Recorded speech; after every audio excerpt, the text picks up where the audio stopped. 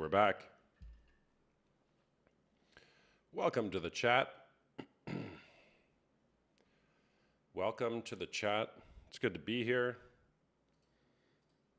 My name is Austin Hamilton, also known as the Porn Coach, the coach of porn. Here with you, all you wonderful people on the internet, to ask the question, is porn cheating? We're trying to find the answer. Is porn cheating? We got a guest already. Hey there, what's going on?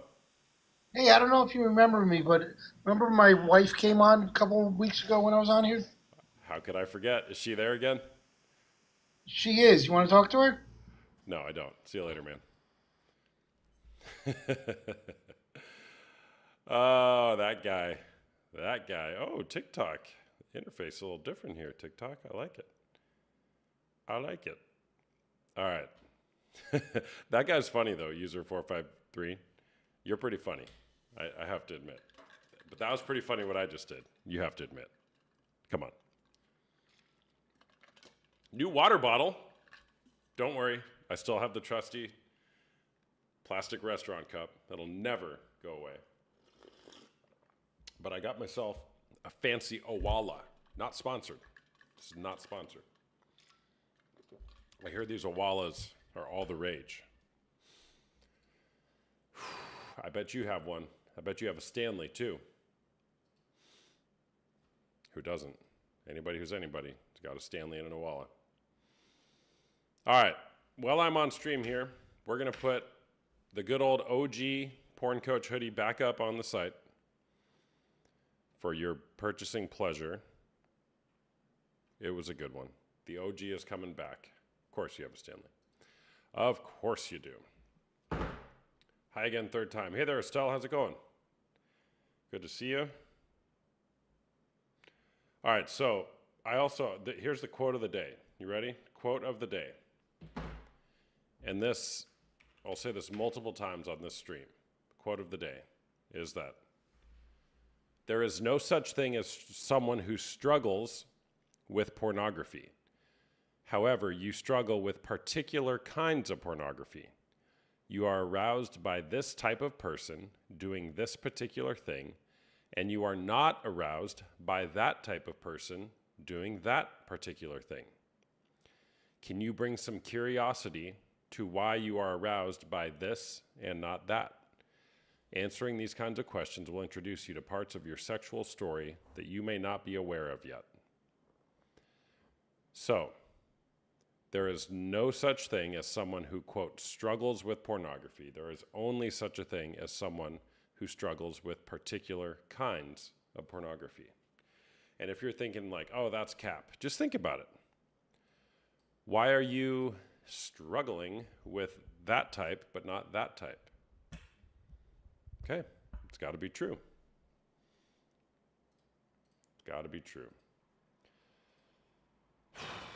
I don't even know where my guest requester thingy is. Multi-guest. There you are. All right, let's bring some guests on. Like and share, people. Like and share. Let's go. Tap the screen. It'll help get the live going. Tap the screen. Hey there, what's going on? Hello, you there? Hello. Hey it. You there? No, you're not there. Okay. Is porn cheating? That's the question. Hey there, what's going on? Hey, bro. Is porn cheating?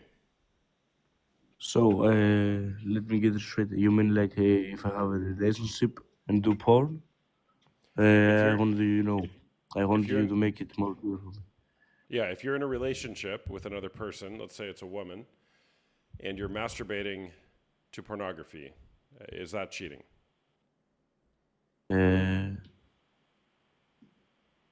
Probably, yeah. Probably, Think yeah. so. Okay. Probably, yeah, you think so. Yeah. What's up, Danielle? Because I imagine other women, you know. You think it is because you would be imagining another woman? Yeah. Okay. All right, got it. Do you watch pornography? A little bit. A little bit. Okay. Are you in a relationship? No, not yet. Not yet. Okay. How often do you watch pornography? Let's say realistically, two What? times a week. 2 times a week. Got it. Yeah. How long's that been going on for? Mm, 3, 4 months till I Three. broke up with my relationship. Yeah, Oh, yeah, 3 or 4 months. Got it. But before that, you were in a relationship. yeah. Got it. Okay. Uh, before that, you never watched pornography? Before my relationship, which lasted for 1 year and 2 months, 3. Okay. How old are you? Now I'm 19. 19. Got it. All right. So when do you remember the first time you watched it? Like how old you were? Like, I don't know how it's 16 years old. I don't know what class. How can I? It's 16, let's say 15, 16. You're around 15, 16. Got it. Okay. Got it. Do you think it's an addiction for you? Yeah, a little bit. I had A little. seen videos and other stuff like it did bad for you. Not like for skin or, but I remember that like I had to do something and I didn't do it or I did it later because of it. Okay. If you Uh, understand. no, I'm not tracking. What do you mean? Okay, wait. Let's say I have to go to the gym at 10 p.m. Mm-hmm. So I would go at 11 because of that. You Oh, understood got what it. I? Yeah, yeah, I got it. It Yeah, yeah. makes So, it so makes you it's suffer. It makes you yeah, suffer. yeah, it's interfering with your life. Yeah, so it's bad for you, I think. Yeah, got it. Okay. Why do you watch it then? Probably it's last. What's that? Last. Last? I don't know what that means. Yeah, I think this is Oh, LUST. oh, lust. Thank you. Got it. Got it. Last. Hey, Krista, what's Yeah, up? sorry for my pronunciation. It's No, it's fine. Where are you from? not that good. Greece, my friend, Greece. Greece. Okay. Got it. Got it. All right. So you think it's because of lust? Okay. Is it something you want to stop? You want to stop watching pornography? I'm trying to Yeah. Okay. Got it. What have you done up until this point to try to stop? try to do something else when I think about. Try to move your thoughts to something else? Yeah. Got it. Okay. Like talk to someone, play a video game, exercise, go out. Mm-hmm. Mm-hmm. Okay. Okay. How's that working for you? I think it works pretty decent. Like I told you, 2, 3 times a week. Got it. Okay. So maybe a little room to go still. Yeah, I have a little bit way to go. Got it. Okay. Who else in your life knows that you struggle with it? No one. No one. No, it's not something that I can be general about it. Like talk to people about it. Yeah. Got it. Kind of a taboo topic, isn't it? Yeah. It's I don't know. For me, I can't speak to someone. Yeah. Got it. Okay.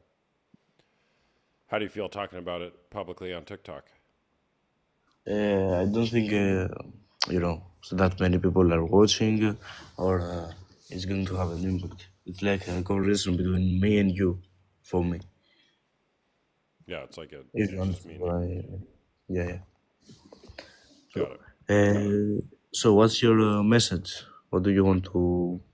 I mean, are you like saying that it's not? What's your opinion? Yeah, I would say that pornography is cheating, particularly if you're in a committed monogamous relationship with another person. You've said something like, I love you, only you, mind, body, and soul, till death do us part. If you go against that agreement, whether it's using a person on a screen or otherwise, that would be cheating. But Yeah, like the one I yeah, told you before. yeah. But bigger than that, we know that it's not good for the individual consuming it, and we'll put aside all the terrible things about the pornography industry and sex trafficking and all that for now. But it's just not good for the individual. it ruins your brain. It trains your brain to objectify other people. It actually makes it harder to have intimate connection with other people, sexually or otherwise. And so I prefer to stay away from this stuff. Yeah, we have the same opinion about it. Yeah. Yeah. Good, man. Cool. All right. Well, what else? Well, what else? No one, no one else joining. Oh, well, I'll let another guest on, man. Thanks for sharing. Okay, my friend. I'm going to stay live for a little bit. Oh, you I'll want to leave stay? you later. Okay, yeah, No, you no, stay no. on here. Stay, watch, not Yeah, yeah. talk. Yeah, Okay, cool, my man. friend. Thanks for chatting. See ya.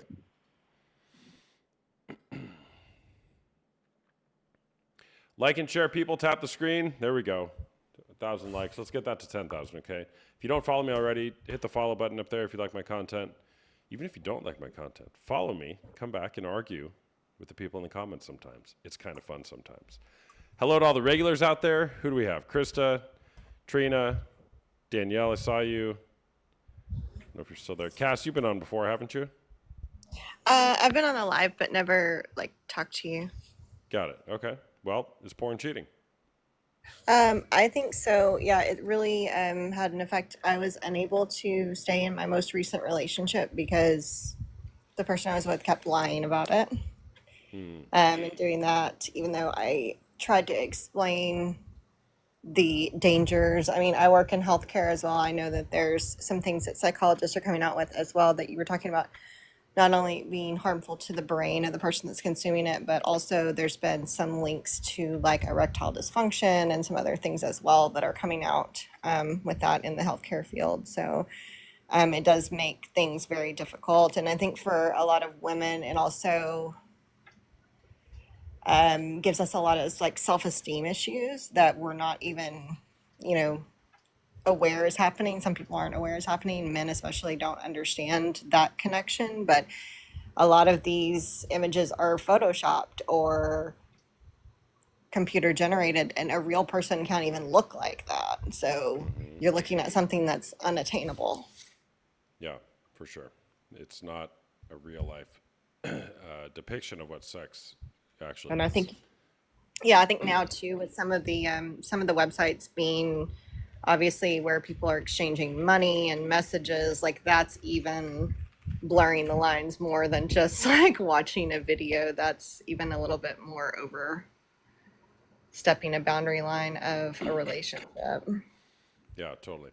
Yeah, and I agree with everything you're saying, and I find it fascinating. Like you're in healthcare, you're languaging it like these new studies are coming out, which they are. There's new studies all the time, but there have been studies from like the 70s, 80s, 90s, tons of them about the harms of pornography. And my curiosity, again, I'm not saying you're wrong. My curiosity is, what's going on now to where more people are taking it seriously? I think it's a good thing. I'm all for that, right? But it's like we've known this for a long time. I think more people are starting to talk about it. I even heard a couple of healthcare providers that I work with have mentioned it to patients. Yeah. Yeah. That are too young to be dealing with specific issues, and they're like, well, are you utilizing this type of online material? And because it is an actual thing, and a lot of people don't believe it, and they make fun of you when you say that, but there's a real connection there. Yeah, for sure. Yeah, I mean, ED amongst young men, it is like through the roof. I don't have the data right in front of me, but it's way too high, and it's gotten a lot of people scratching their heads. Like, why is this? Well, it's because of the porn. Yeah, and I really appreciate you that you're out here trying to help people stay educated about what's going on with that, and giving it from a man's perspective, I think is good for other men to hear too, because if a woman says it, I feel like it doesn't always get listened to. Yeah, yeah, for sure. Well, how do you know I'm a man? It's 2025. Shouldn't assume. True, that's true. Thanks for sharing. Thank you. Yeah, take care. Bye-bye. That was a joke, chat. LOL. We like to have fun here. Hey there, what's going on? Hi. Almost knocked my water bottle. Hi Um, there. Is porn cheating? yeah, I think so. All right. Why is that? It's, I mean, in my relationship, it really just destroyed my perspective on myself and of him. And I think that when someone's addicted to it, it really can damage the intimacy in a relationship. And that's what happened for me. Yeah. Are you 18 or over? Yeah. It's autumn now. Yeah, I'm sorry to hear that. So, what did you do? Well, I asked him to change and respect my boundaries, and it kind of went past porn a little bit, just deeper than that. Like maybe some cheating kind of stuff, and Well, hold on. I just, What does maybe some cheating kind of stuff mean? well, my best friend is a bikini barista, and he looked up her account, like her porn account, and her stand. Uh, and he also was texting someone on Snapchat, and I couldn't see any of the messages. So recently I left, but he's saying that he's gonna change and get help for his addiction. How's this for a prompt, chat? Sorry, hold on 1 second. How's this for a prompt? Instead of my normal prompt, how do you feel when your partner masturbates while watching strangers have sex? Did I spell masturbate right? Masturbate.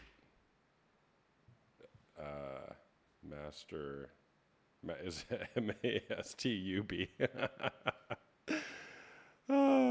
This is why I'm the goat.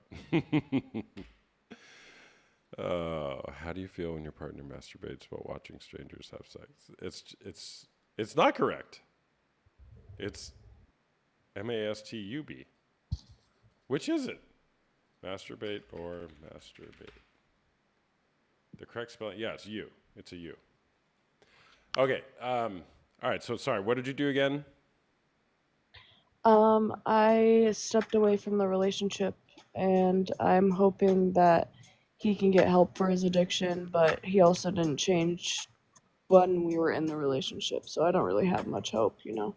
Yeah. Well, good for you for making that boundary and actually living up to your end of it. Because Yeah. that's the most effective way to implement a boundary is when you actually do what you said you're going to do, which is I'm not going to be in a relationship with somebody who watches porn.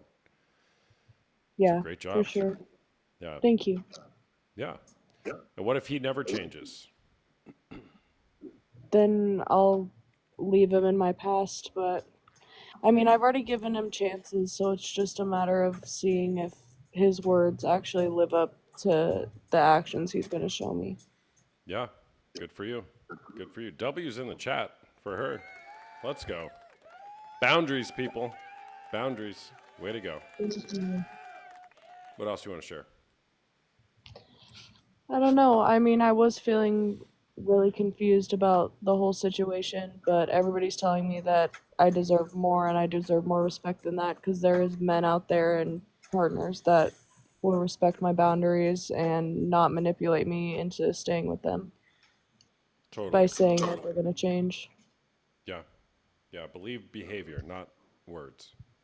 Believe Exactly. behavior. Well, thanks for sharing. Thank you. All right. Take care. You too. Bye. Bye bye. What's up, An Honest Love? Good to see you. W's in the chat for that guest. Love that. I love boundaries, especially when they're stuck to. And how do we feel about the chat? I mean, the prompt. How do you feel when your partner masturbates while watching strangers have sex? I personally love it. That's going to be the new merch. Dude, I should actually wear that. Just put that on the front of a shirt. How do you feel when your partner masturbates while watching strangers have sex? There's no way you guys would wear that, so I'm not even going to put it up.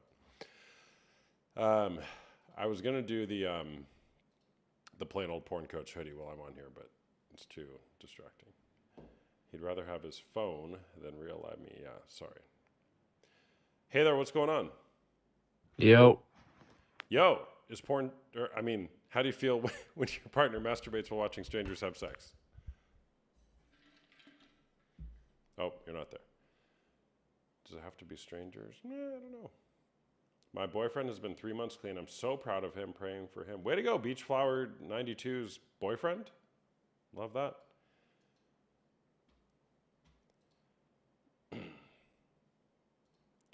Yeah, I've got the window up right here, Caitlin. And then I was going to do it while I was on live, but now I'm on live. Like and share, people. Like and share. Tap the screen, tap the screen, tap the screen.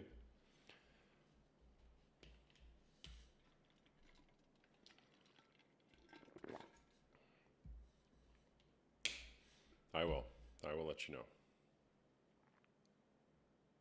HWMWH. It's a palindrome. Look at that. That'll be the hoodie down the sleeve. Oh gosh. HWMWH. Hey man, I haven't watched in 2 weeks because of you.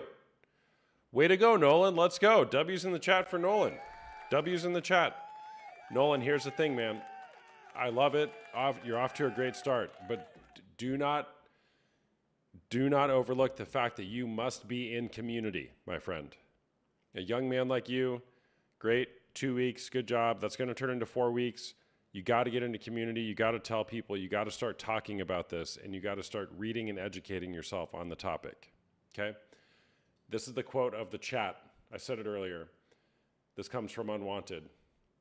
There is no such thing as someone who struggles with pornography. You struggle with particular kinds of pornography. You are aroused by this type of person doing this particular thing. You are not aroused by that type of person doing that particular thing. I love the way he puts that. You don't struggle with pornography. You struggle with a particular type of pornography that is revealing something about your sexual story that you might not be aware of yet. That's the true path to freedom, is exploring that question. Why am I aroused by this and not that? But way to go. 2 weeks. 2 weeks. It's a great start. I might have to reorder the book. It was so early on in our journey when I first... Yeah. Or reread. Yeah. I know. Well, reading some of the quotes, Caitlin, from Make Sense of Your Story, I'm like, I got to go back and read it as well. And by the way, chat, we're talking about this book, Unwanted by Jay Stringer. If you truly want to break free from pornography or other sexual brokenness, this is not, I cannot say it loud enough. This is not a book for men struggling with pornography. This is a book inviting anybody into how sexual brokenness may reveal their path to healing. Now, it's very helpful for men struggling with pornography, don't get me wrong, and it's my #1 book recommendation for men struggling with pornography. But it is not a book for men struggling with pornography. Anyways, are you there, HS? You're not.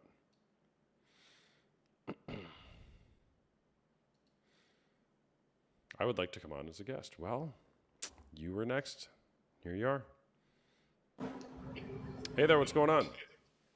Nothing much. Just tired. Just tired? Okay. Yep. Are you 18 or over? I'm 34. You're 34. Okay. How do you feel when your partner masturbates while watching strangers have sex? Listen. I feel weird. You feel weird. I felt unloved. You felt unloved. Okay. But on the other hand, just to let you know, you spelled masturbate wrong. First of all, No, I it's didn't.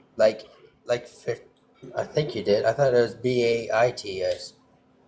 No, I didn't. Because I did spell it wrong the first time, MASTER, Okay. and then I Googled it, and I for sure got it right.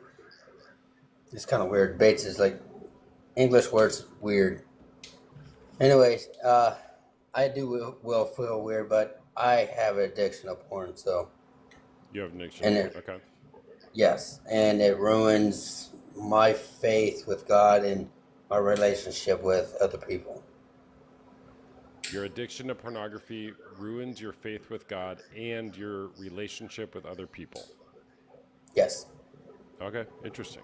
Will you tell me more about that? Yeah, I started with my dad got me hooked up to porn when I was a kid. Okay. Yeah, and that's my get away from this world into my own world type thing. And every time I do it, it's like, oh, it just feels weird now. And it's like when I do it, it's like I feel ashamed and I feel terrible and feel like I let everybody down. So, and the only way I express my addiction is I just randomly say, like when somebody says something or say what, I automatically say porn. Look what the hell you're talking about. And it just gives me a relief. Like, I hope they know what I'm talking about. I'm trying to get rid of it. And it's hard and it's more hard. It's harder when I love Jesus Christ and God. It's just every time I do it, I'm disrespecting their commands and wishes, and it's hard. Yeah, got it, man. All right. Did you hear that quote I said a few minutes ago? How do you feel when your partner masturbates while watching strangers Oh have no, that's sex? just the question. So you don't struggle with pornography. People don't struggle with pornography. They struggle with particular types of pornography. You're aroused by a certain type of person doing a certain thing, and you may not be aroused by another type of person doing another thing. So the question is why? What happened in your story? You've already revealed part of it. Your dad exposed you to pornography, which, by the way, many would call that sexual harm that your dad inflicted upon you. Yeah, he's in prison, so I'm good. Okay, got it. Well, there's a story there. You're carrying shame over the pornography and presumably other things. What have you done up until this point to work on it? Exercise, talk to people about it. I play games. I have an Xbox, so I play that. No. Who else in your life knows that you struggle with it? My ex-girlfriends, And that's it? so far I know. Okay. Yeah, the opposite of addiction is not sobriety, it's connection with other people. Or differently put, when we can actually reveal ourselves to other people and what's going on for us, to reveal truth about ourselves and our story, we can experience connection.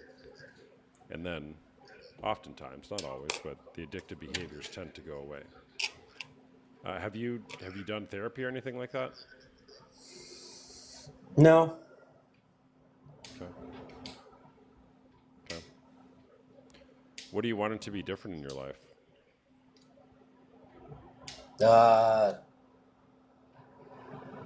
to have my addiction be gone and just read the Bible and follow God and get that all cleared up first, and then hopefully in the future have a amazing girlfriend and have a family, whatnot, in the future. Okay. So to have the addiction be gone, read the Bible, follow God, have an amazing girlfriend, and life with her.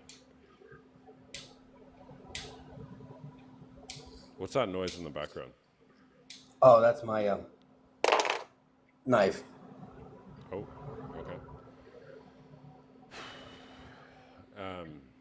How often do you watch pornography? Probably between sometimes 1 to 2 days to twice to one time a week, or 3 times, 4 times a week. Okay. Got it. How old were you when your dad went to prison? Just turned 13 in 2003, so he went in 2004, or beginning of 2004. And he has been in since then? Yep, never been out. Got it. I kind of put him in there, so Okay. Because of something he did to you? me and a bunch of other kids, yeah. Yeah. Okay. I know. This is deep. Well, It is deep. But after going to church multiple times, of course I was in foster care. After going to church multiple times, I had a feeling that I needed to forgive my dad. When I was in church, I had that, and I, like everybody else would do, argue to God and said, "No, I'm not going to do that. He did this to me," and I just cried and I forgave him through that. Then I was doing my own step program. So if anybody in the same situation, they're gonna do the same program. Is that I forgave my dad through God. I forgave my dad through a letter, and I forgave my dad through a phone call. And my fourth step is to go see him in person. And it's hard. have you seen him in person? No, not yet. Okay. Who, where are you getting this guidance on these steps you're taking? I'm doing it myself, so I can actually experience myself, just in case somebody is in need of help. Okay.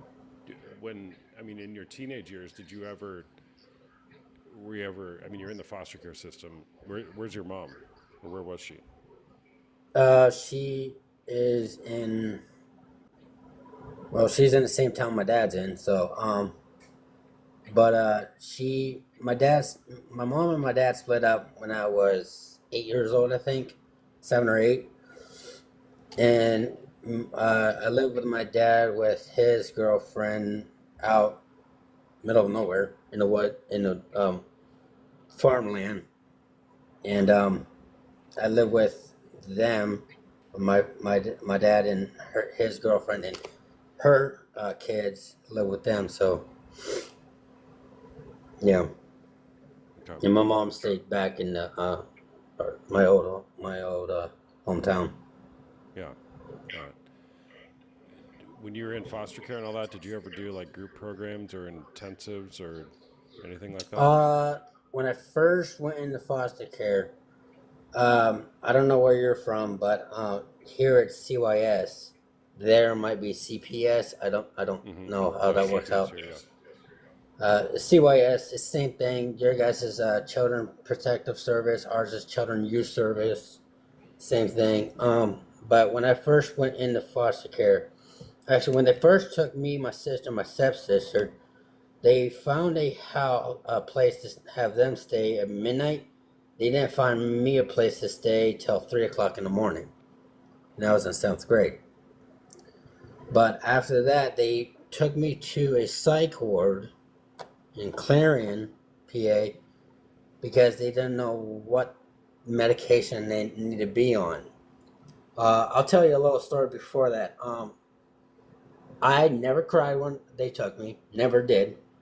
Both my sisters did. I never did. The last thing I said to my dad before I left was, "Hey, Dad, what is the password for the Xbox? The very first Xbox. What is the password for it?" He wrote it down. I walked out with the manual and just sat in the car and just looked at my sister. I'm like, "What are y'all crying for?" We're like, "We're moving." And I never cried. And so they took me to the psych ward, and when I went, they're like, "What are you here for?" I'm like, "I don't know. They didn't tell me."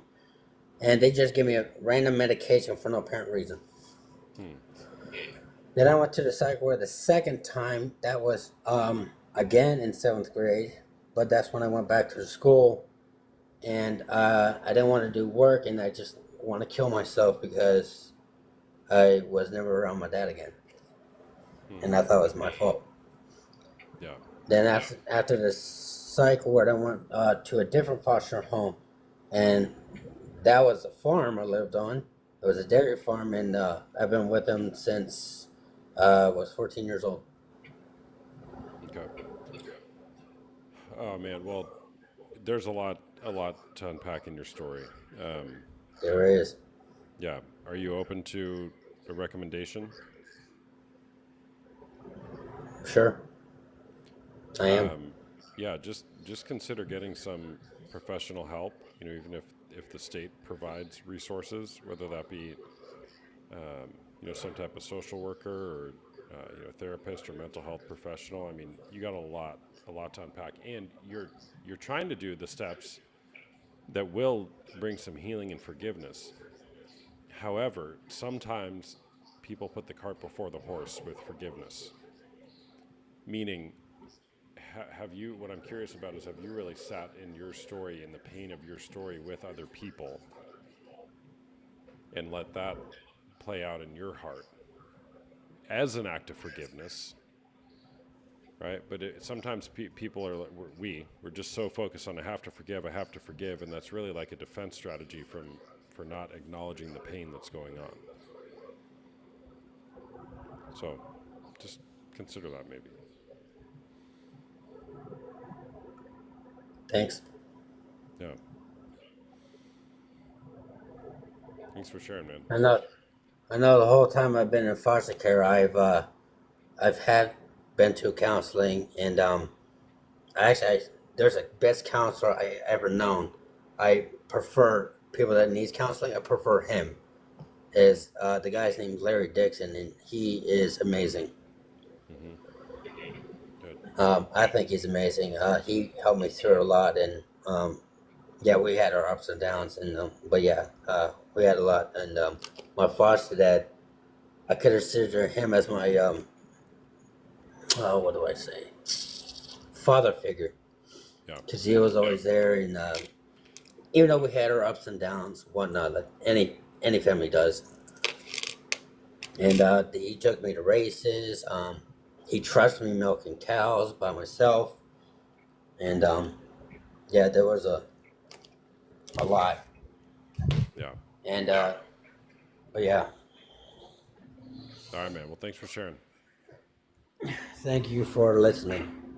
Yeah, man. Take care. God bless you. Take care. You too. Bye-bye.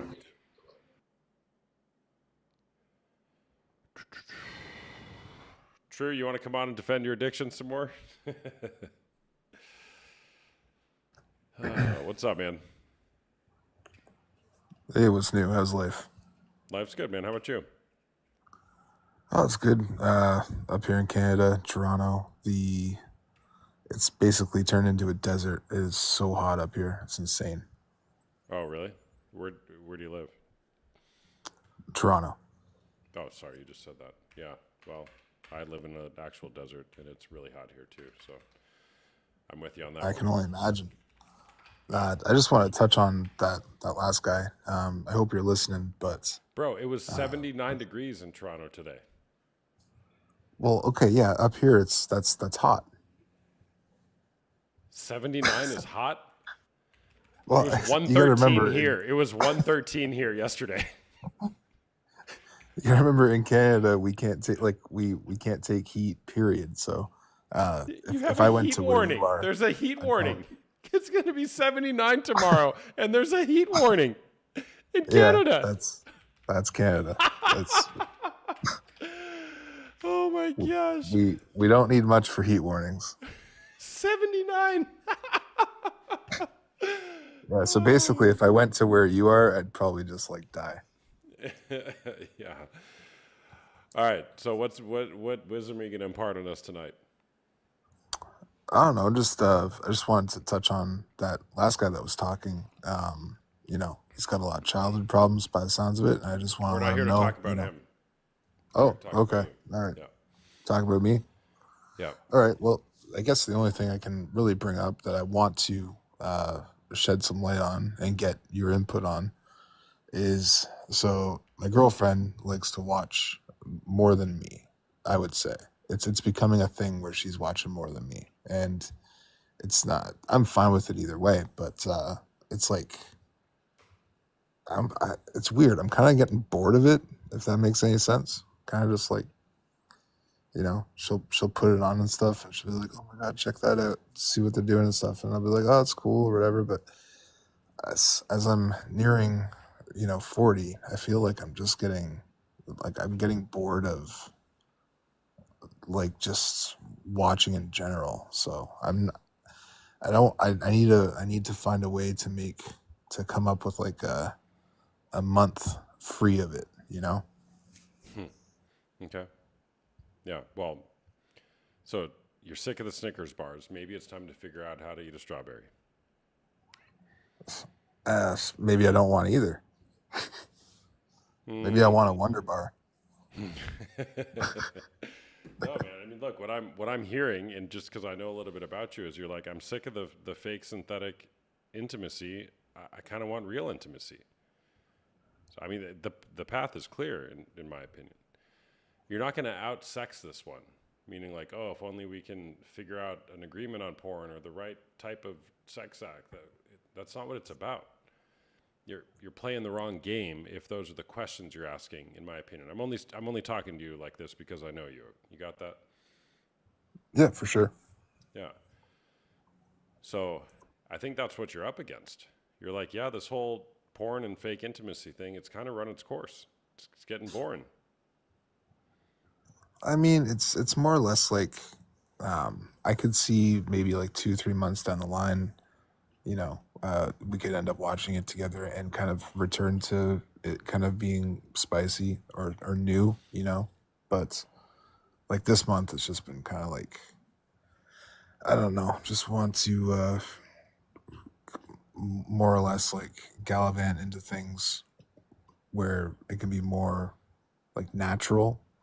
And I'm not, and I also don't want to shoot her down because that is a way that she expresses, herself and her freedom and all that stuff. So it's not like I guess that's what I'm asking you is there's got to be like a middle line on how to do that.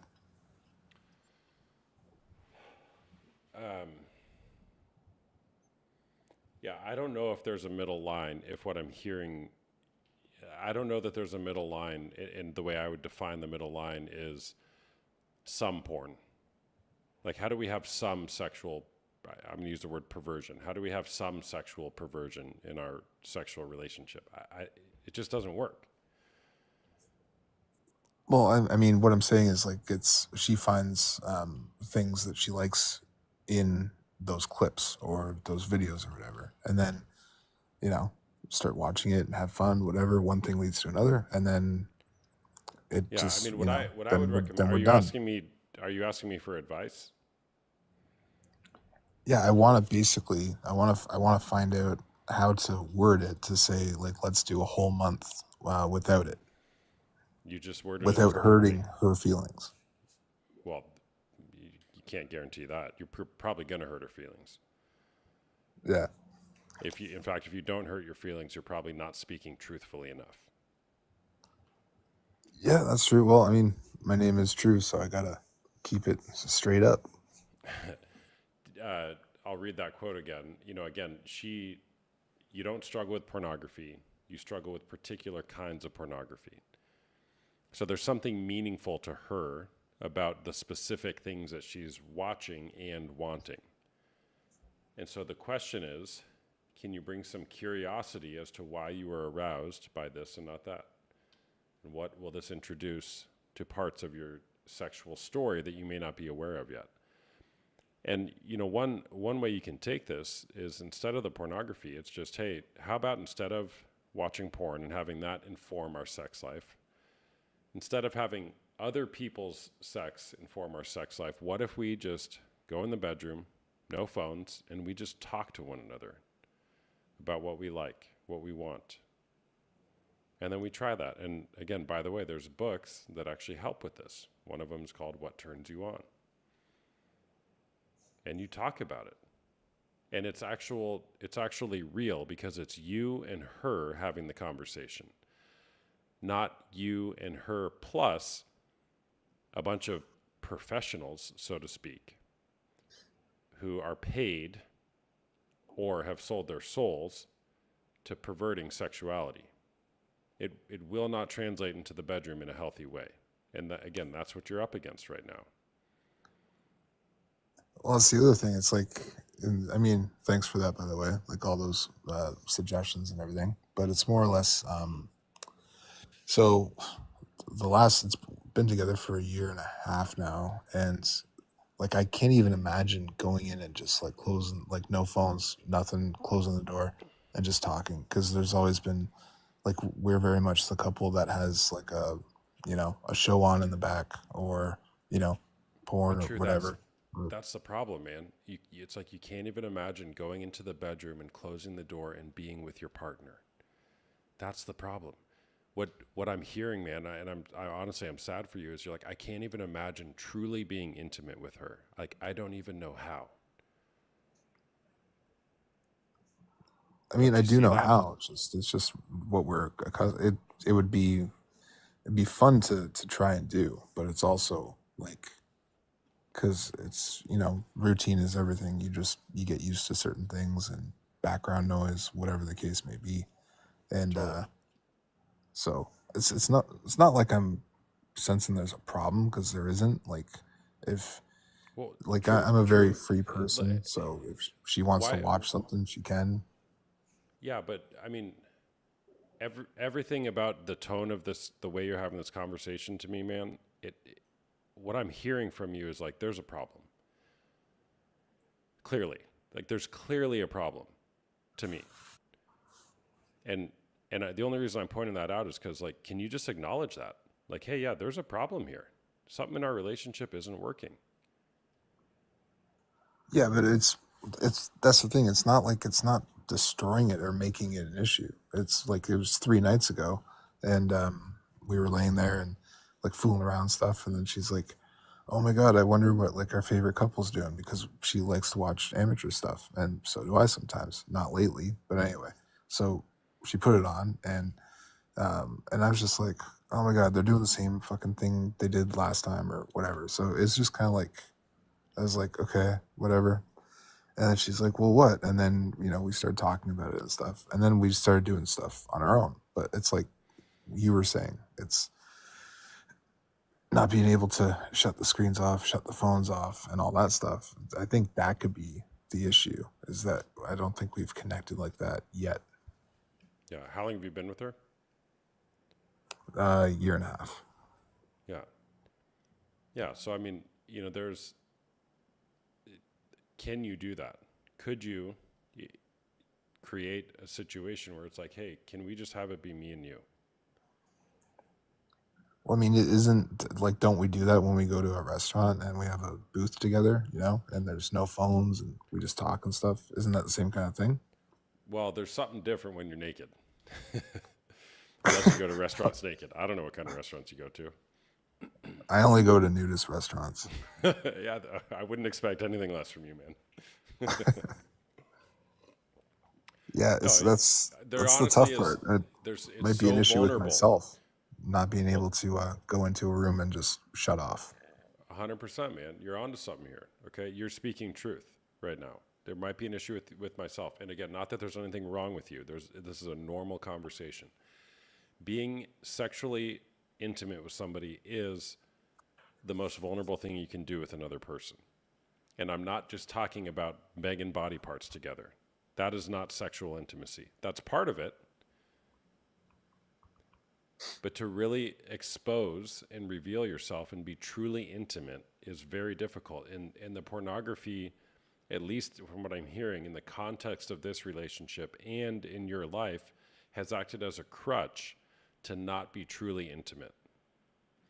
And so now what I'm hearing in this is you're like, okay, I kind of want to be a little bit more truly intimate, but either I don't know how, or it might be risky, or I might piss her off. And you're right about all of that. You might not know how. It might be risky. Or I'm sorry, you might not know how. It will be risky, and you probably will piss her off. Yeah. But is it worth it? Is it worth experiencing more intimacy in this relationship, and therefore all relationships, by trying that? Because how you do one thing is how you do everything, and if you change one thing, you change everything. If you're willing to be vulnerable and courageous for the sake of more intimacy and connection in this relationship, I promise you every relationship will change in your life. Yeah, I mean, thanks for that, but it's also, yeah, I'm just basically wondering how to get into, trying to start a month without, and then see if it stretches to 2, 3, so on and so forth. Yeah, It's I wouldn't do it that way. Why a month? Why not, hey, girlfriend, tonight, let's try this. Why not 1 hour? 1 hour. That's it. Yeah, Let's true. try this Like for 1 hour. yeah, little bits instead of long. Yeah. And if we hate talking about what we like, okay, we can then go see what our favorite couple likes who's trying to sell us something. I mean, that book, What Turns You On, man, it's fascinating. It's literally just kind of guides you through talking about, it's like, here's all the parts, here's all the options. Here's all Yeah. the options for stimulating those options. Which one seems most arousing to you? Now do you want to try it? Yeah, for sure. I get what you're saying. And I mean, I also like, I have a therapist that I go to twice a month as well. And Fire the therapist. she's broken down a lot of things for me. And why the hell would I fire her? I'm just saying, try the awareness without action. I might have said that prematurely. My apologies. Awareness without action is useless. Okay, so what I see with a lot of therapists is you just create awareness about stuff with no action behind it. So what courageous action do you want to take? I just more or less want to return to square one with her and just go back to, boyfriend, girlfriend, and just No, kind you of, don't. you know, No, you don't. You don't want to go back to that. You want to progress forward into more intimacy which means we both have to change. Because if we just stay the same as we are in relationship, that sucks. That's stagnant. We don't want stagnation. We want to grow together. You will never go back to square one. That's impossible. It's not available. And it shouldn't be available. It wouldn't be a relationship if that was available. yeah, I guess more or less I'm just confused because like the last 3-4 months, there's been a paradigm shift. It's kind of like I used to watch it more and she only watched it a bit.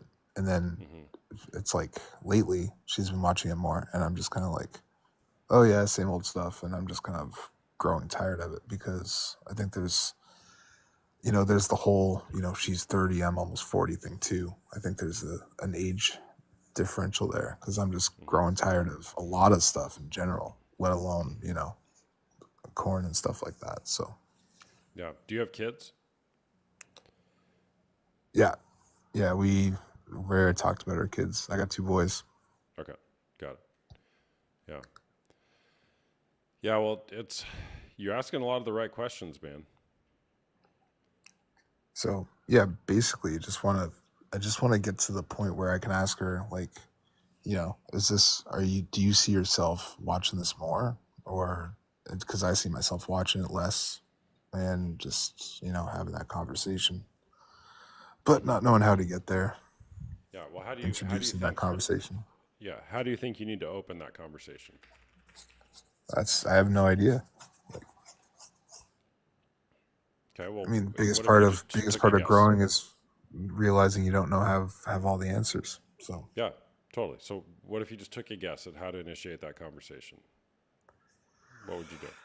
oh man, probably say like, let's go out for drinks, and then I just bring it up casually, like, how come you're watching it more lately?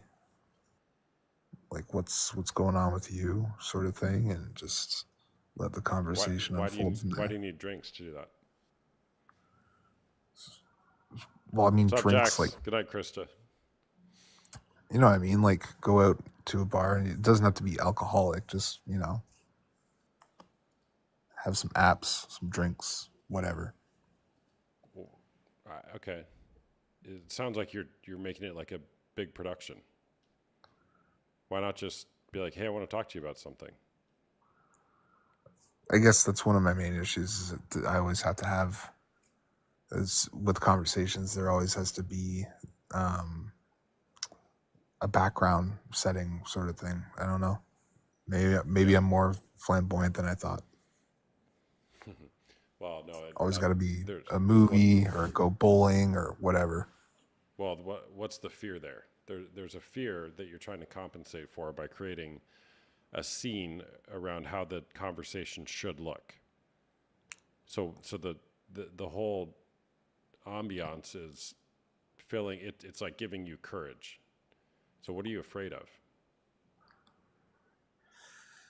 And I'm not gonna say I'm afraid of anything. It's just more or less just what I'm used to. It's like I don't think in the year and a half, like there's pillow talk when you're cuddling and about to fall asleep. Like that counts as, talking with no phones, in my opinion. But just like the Well, thought yeah, of but this sitting is a there.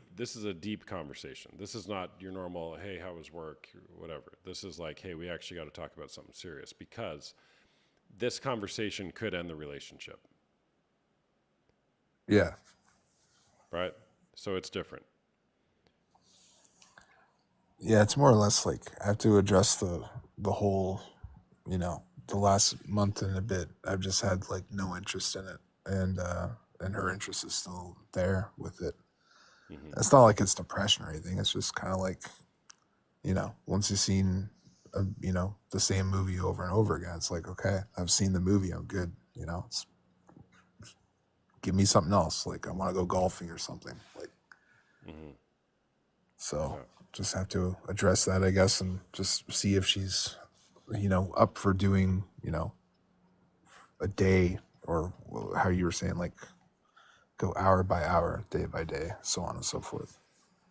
Yeah, I mean, I think that's a good starting point for you, man. But again, I think you're beating around the bush, no pun intended, of the real conversation here, which is I want more intimacy. Having a Yeah, little I bit mean, less porn isn't going to could be get you that there. too. Yeah, and I think I don't want to read into it too much. Again, I'm not patting myself on the back here, but I'm also just doing the math on when you started talking to me and kind of stretching your brain on this topic. It's kind of coinciding with how you've been feeling with pornography use in your relationship. Yeah, I mean, it just feels like I've felt a shift in the last like 2 weeks or so. It's Hmm. like watch it through my teens, then through my 20s, most of my 30s, and it's just like then it hits you, and you realize you've been watching it for more than half your life, and it's like, okay, holy crap. Like, Yeah. and then I just get tired of it and stuff. And I think because she's a bit younger and she's into that kind of stuff, then it's kind of like don't know how Yeah. to. I basically Well, want to ask her, like, how long do you think this is gonna be a thing? okay. If you were to, you have two kids. Were you married and divorced? What's your background again? Yeah. So this is the second, like, this is so separated, then divorced, and then this is the relationship I've been in since then. Since the divorce. Yeah. Okay, got it. Well, I would just tell you, man, in my experience, and you see me on here all the time. I don't need to tell you anything you don't know, but most women, even the ones who watch porn and are cool with their boyfriend or husband watching porn, they actually hate it. And what they're dying for is a man to come and say, "Hey, we deserve better. We deserve a relationship, a sexual relationship just between the two of us." And they're too afraid to admit it, or too scared, or whatever, beaten down by culture and society to say that they must tolerate this.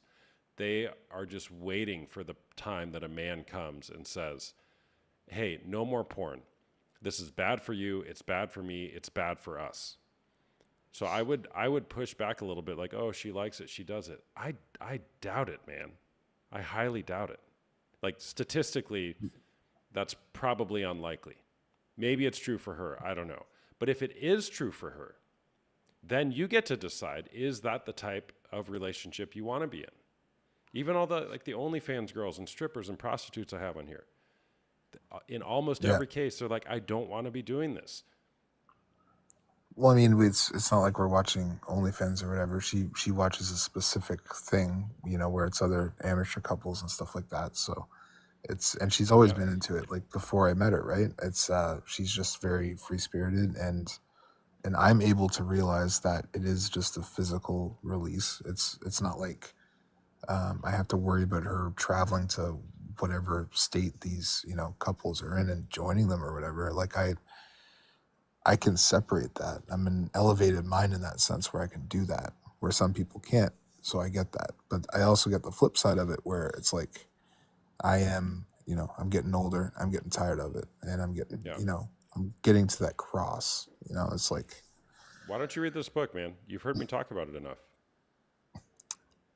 yeah, I've seen that before. It's I know you have. fucking the whole, but I mean, that's another thing. Like reading is, I don't think I've read a book in like, last book I read was The Subtle Art of Not Giving a Beep. Mm-hmm. And Yeah. that was a while ago. I think it was by Mark Manson or something like that. Yep. I just haven't found the time to read because I'm constantly working, constantly keeping the relationship going, constantly going out with friends, being a parent, being a dad, taking my kids out, helping them with stuff. Like, Yeah, I got it, man. I got it. I and was the same unless way. there's an audiobook of it, like There is an audiobook, which is really good. And I was the same way until I stopped watching porn too. I could not prioritize reading and educating myself because watching porn was more important. Staying stuck, staying a slave to trauma and addiction was more important. yeah, Now, I mean, this new book, it makes sense of your story. I'm just tearing through it. It's like reading is now, I lament the fact that I wasted so much of my teenage years, 20s and early 30s not reading. Oh, you get wiser in only two ways: reading about things or doing things and learning. Those are the only two ways you get wiser. And reading about things is the faster way to get wiser. yeah. Anyways, I mean, listen to it, man. Try listening to that book. You're wrestling with a lot of stuff here, which is great, by the way. And I appreciate that you keep coming back on here, and I'm happy to talk to you. But I'm telling you, dude. I appreciate opening the airwaves also, and Mm-hmm.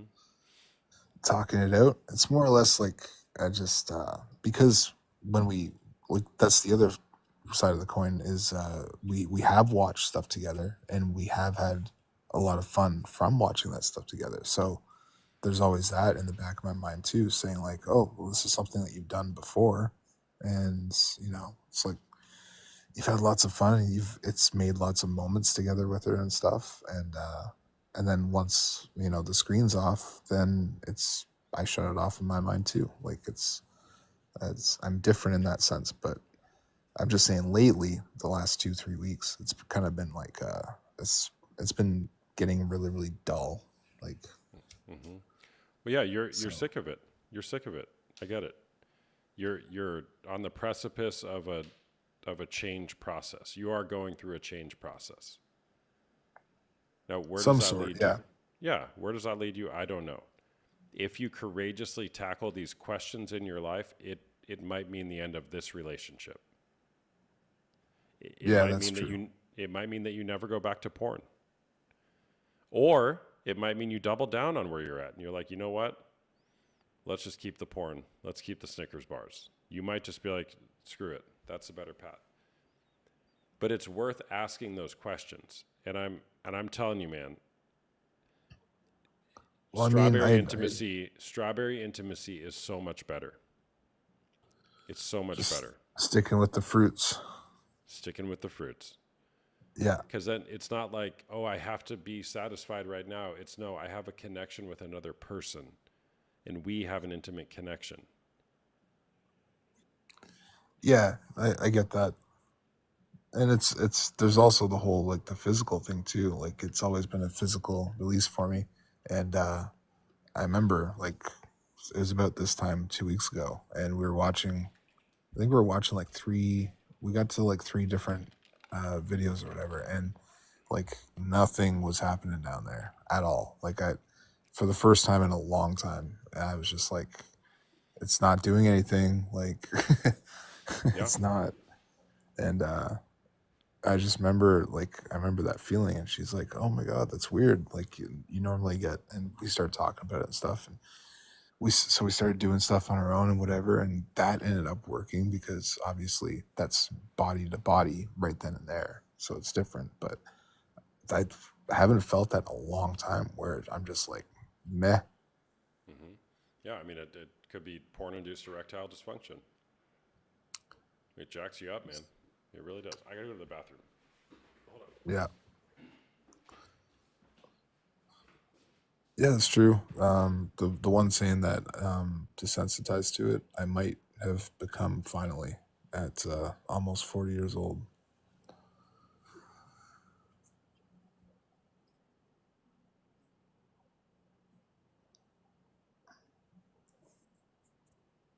I got the whole show to myself.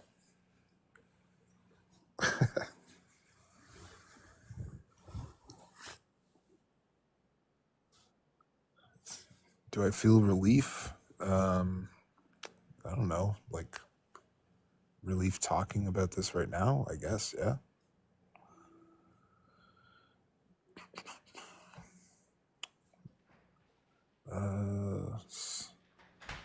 Yeah, it's totally different if you're with someone and they're saying they're not watching it, but they are watching it. I think that's pretty bad if someone can do that.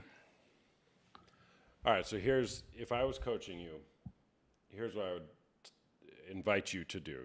Can I tell you that? What I would invite you to do? That's why I'm here asking you. Okay.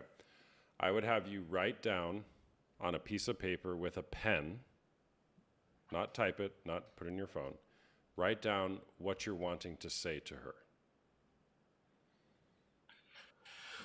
Write down and yeah, just piece Write of down what paper, you're wanting to say to her on a piece of paper with a pen. pencil with an eraser.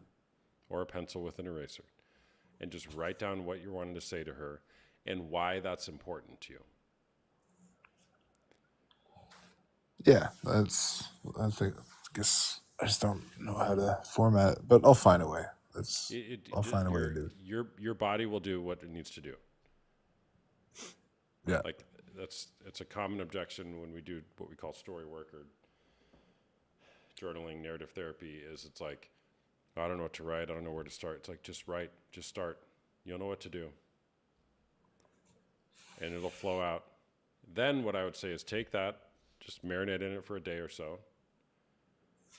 Then consider, again, if I was coaching you, we would go over it in a session. Consider sharing it with another person who's not her, just to kind of help gather your thoughts with it. Or if you feel like after writing it, you're ready to talk to her, then go talk to her. And you could literally just read what you wrote. You could rewrite it in a different form now that you've gathered your thoughts. Or you can just spitball it. Say, hey, you know what? I've been journaling. Here's what I'm wanting to say to you. And you don't need to make this a production. You can, but you don't need to. Yeah, I'm not planning on making it a production. Just I'm a very direct person, and I don't BS or lie or keep anything hidden. So I've I already don't think talked you to are, her a man. little bit. I don't so. think you are a very direct person. I get what you're saying, and I'm going to call you on that, because if you were, you would have already had this conversation. I think you're really direct with things that don't matter that much, and therefore you're like, oh, I'm really direct, I speak my mind, but I don't even think that, I think there's so much beneath the surface that you haven't even named that isn't even getting out there. Well, yeah, because like sometimes I don't feel like I need to be direct about certain things, like because she's a woman, she can do whatever she wants. It's 2025. If she wants to be free and watch stuff, I can sit there while she watches it. I don't even have to really connect to it. Hold on. And chat might disagree. We can only do whatever we want. That stops at the point we get into a relationship. I now can't do whatever I want if I want to continue to be married to my wife. Some things have to go if we want to be in a relationship. Even if it's just like 10 minutes a night, here and there kind of thing. It's A little like bit I of could be cancer still I could kills be you. downstairs cooking a little steak or bit. something while she, Yeah, well, yeah, you get what I'm saying though, man. It's like I can't say you like to drink and drive and you've never got caught. Well, you might want to stop drinking and driving when you have kids, because now the consequence of that action is going to affect more than you. You can still do it. Yeah. When I have my kids, we don't do any of that. We just turn into just, parents. We just Yeah, make because sure when you that they're became a having a fun dad, time. And, when you chose to become a dad, you had to give some things up in your life, or maybe you didn't. I don't know, but you probably should. oh yeah, for sure. Yeah. So the same Yeah. thing is in relationship. It's like, and that's the whole point of marriage, is it's intended to refine us. If you want to do something hard, get married. If you want to do something really hard, and I'm not suggesting this is easy, nor am I suggesting I'm great at it, stay married for a long time. Do what it takes to figure out how to self-sacrifice for one another to stay married, to be refined into a person, two people mutually who can stay married for a long time. That's hard. That is really hard. I mean, that's why I'm divorced, because it gave up easy on the first one. So Yeah. but those are good things. I'm gonna do the writing and formatting, and I'm gonna go from there, and appreciate the sentiments. Yeah, read that book too, man. Consider that, or listen to it. Unwanted by Jay Stringer. I'm going on a golf trip in 5 days, and it's an hour and 30 minutes. So is it on Spotify? Probably. Okay, sweet. All right, sounds good. Well, anyway, I gotta get sleep. So Yeah, it is on it's Spotify. another hot day tomorrow. Yeah. All right, man. Another hot day. Jeez, get out of here, man. See ya. Hot day. 79 degrees in Toronto. Jeez. Heat warning. Come on. Come on. Hey, W's in the chat for him. We like brains expanding and considering new things.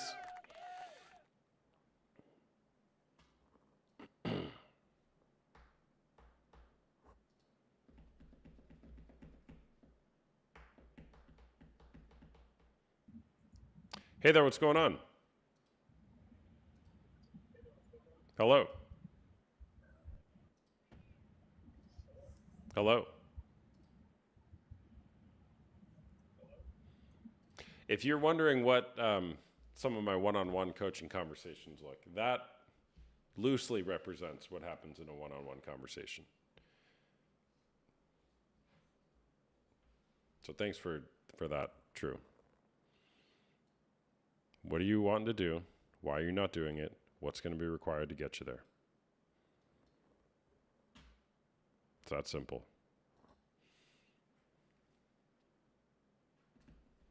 Somebody said I look like Sam from Supernatural. Yes, I've gotten that before.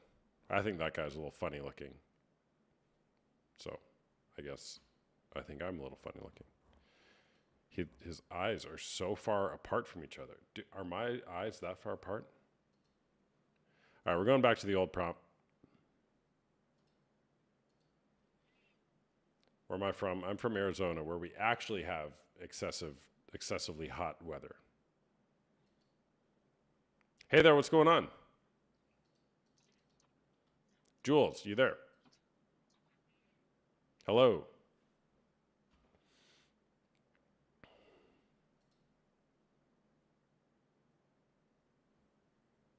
Can see the Supernatural guy. Simmer Down Sammy 12. Hey there, what's going on? Hey, can you hear me? I can, yeah, what's up? Oh, okay. I thought maybe you had people muted. Oh, no, I don't. No, accidentally, I meant. Oh, no, I got you. Okay. What was, yeah, I'm just hi. gonna give it in bullets because I want to go back to something you were talking about before about a Okay. specific type of porn. Uh-huh. Um, I was with a man for 10 years. For the first 3 years, I told him, I watch porn once in a while. Do you? And he said, never. I never watch porn. Not supposed to believe that, I know, but he had some weird tendencies, some religious background that I actually did believe this man. I believe it. They're out there. Okay? Yeah. But then after 3 years, we moved to Florida And 45 days into Florida, I'm stranded. I don't have a car. I don't have any family with me. We're about to have sex, and I walk into the other room, and he's watching porn.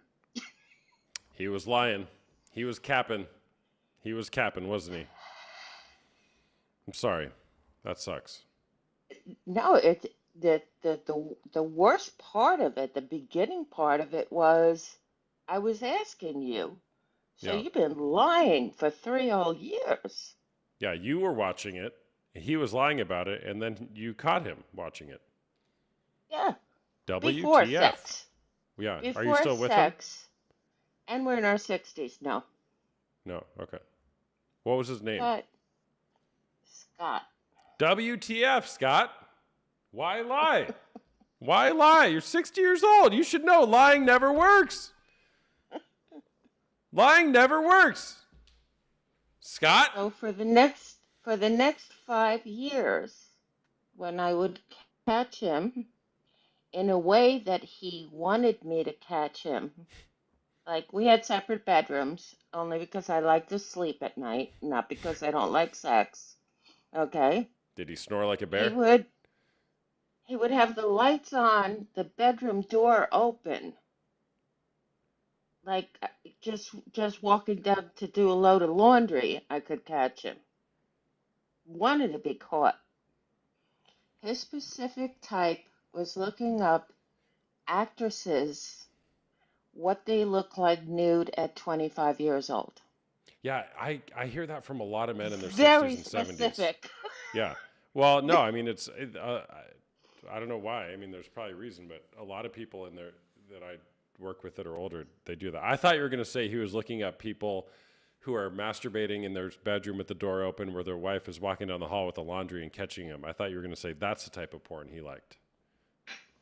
No, But you in surprised fact, he us. wouldn't even do that masturbating in front of me. He didn't want me to masturbate in front of him. We had so many rules. He had so many rules, I should say. Hmm. Yeah. But but to me, the only thing I could come close to is he doesn't really like women. So to see these amazing actresses caught nude Wait, was he kind doesn't of like like women? What do you mean by that? I just get a general feeling that he doesn't like women. You get to know a person after 10 years. Well, he's afraid of something. Scott. Put that on a shirt. Right, Trina? Yeah, all right. Well, that's unfortunate. So, do you still watch porn? That's another piece of it was that I got to the point where it bothered me when I heard about trafficking and things like this. I switched over and I can only watch animated Oh, do you masturbate while you watch it? because, yes. Got it. So now you masturbate to cartoons. Yeah, but not like the It's different real when you hear it people. that way, isn't it?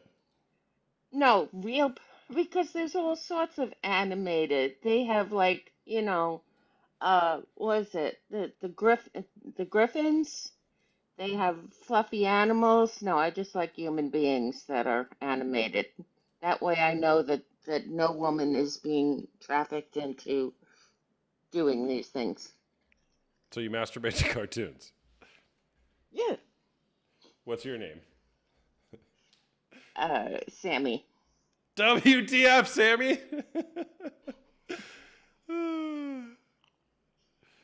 But also another thing that happens is when I was married to my husband, we would watch porn together, but we're in our 30s. It's Hmm. different when you're in your 60s and your 60 something boyfriend is watching 25-year-olds. Yeah. 'Cause, I'm not looking like that anymore, you Well, know? yeah, totally, totally. I mean, I get it. So it hits However, it hits your ego in a really bad way. yeah, I got it. But why? And I won't disagree. But I'm curious. Like, why is it different then? Why can't it just be like, it's weird that you're masturbating while watching other people have sex? Why is it now that we're 60 and they're 25, which I acknowledge it's different? Why is it then weird or alarming? I'll go from the top to the bottom. My hair is gray. I've got wrinkles on my face. I got a saggy neck. The I breastfed I breastfed one child. I had two C-sections. It just my Yeah, body so doesn't it's look it's very. a comparison conversation. Yeah, yeah. Yeah. And actually for 67, I don't look bad, but I don't look 25. Nor are you supposed to. I wouldn't mind it, but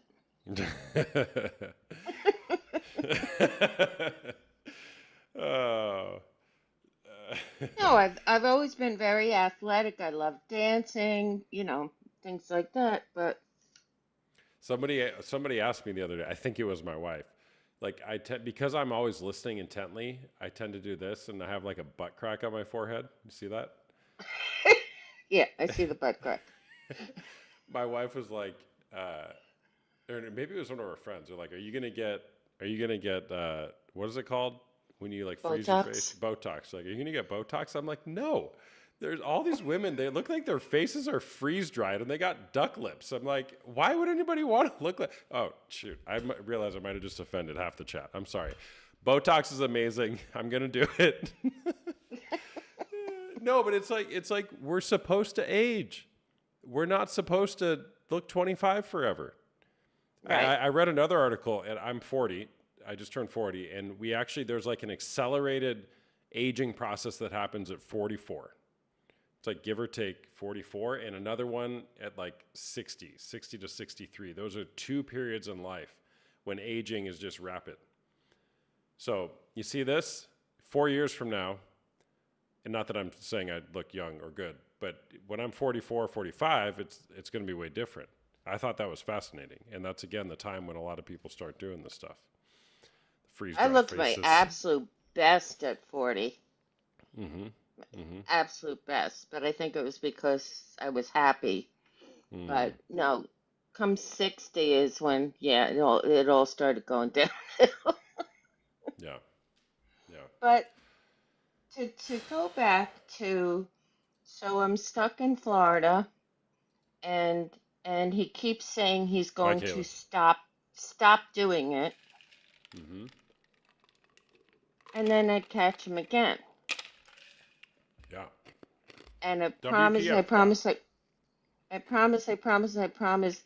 And then one day, oh my God, we were going out to dinner with some of his work friends, and I looked so cute that day. Oh my God.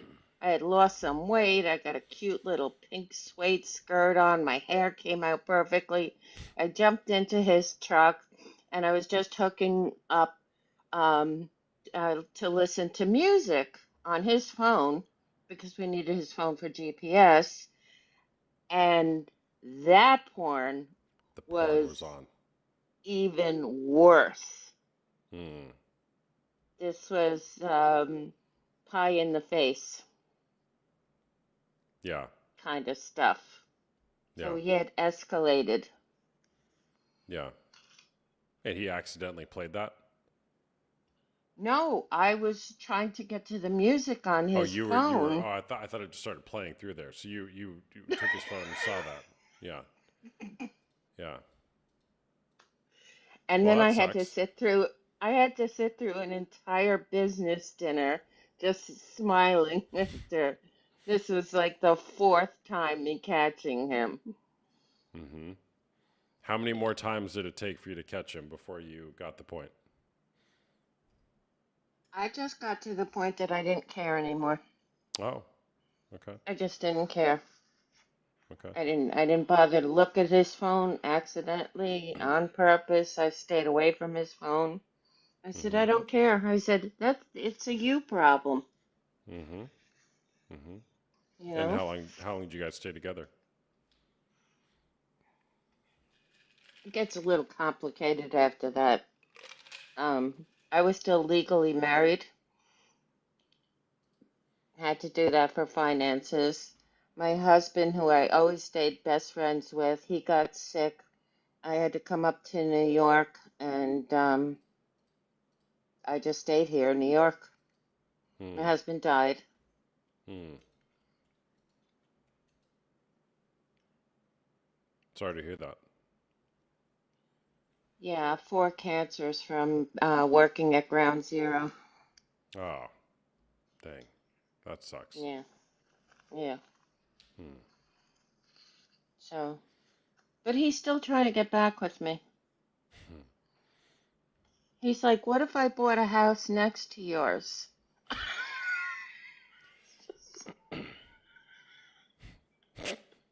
Scott. Oh, Scott. So, so he mentioned that, and I said, "Oh, yeah, I've been watching a lot of OJ documentaries lately," and he completely went over his head. I said, "Do you know why I mentioned the OJ documentaries?" I said, "Because if you're living in a house next to me, one of us is going to end up killing each other." Okay. Okay.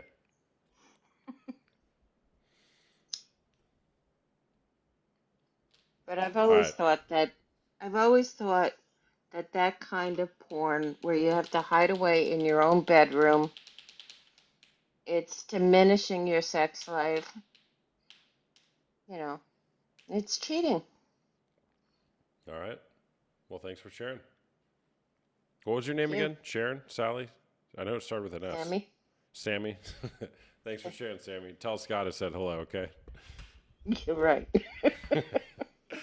All right. Bye bye. Bye. W's in the chat for Sammy? Sammy. Sammy? Where's Sammy? Thank you, Sammy. Quote of the night. I'm going to read it again. This is from Make Sense of Your Story, where he's quoting Jay Stringer from Unwanted. He says, for example, there is no such thing as someone struggles with pornography.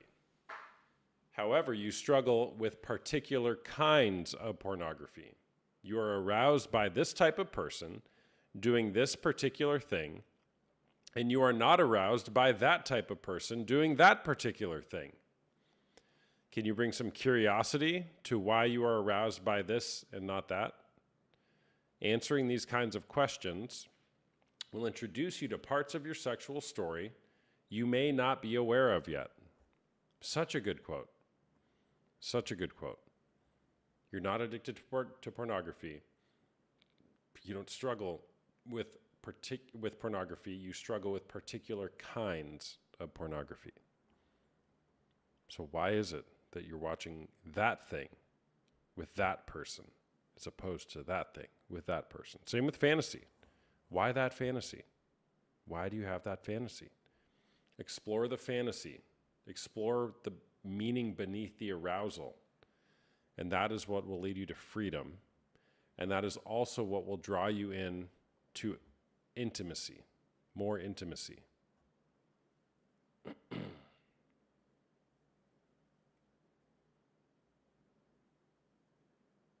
The next paragraph here. Perhaps there is a method to the madness, a very reasonable explanation as to why your sexuality plays out the way it does.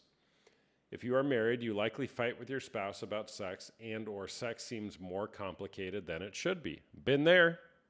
True. That's where you are right now. I know you're not married, but that's where you're at. It's a very normal part of a relationship.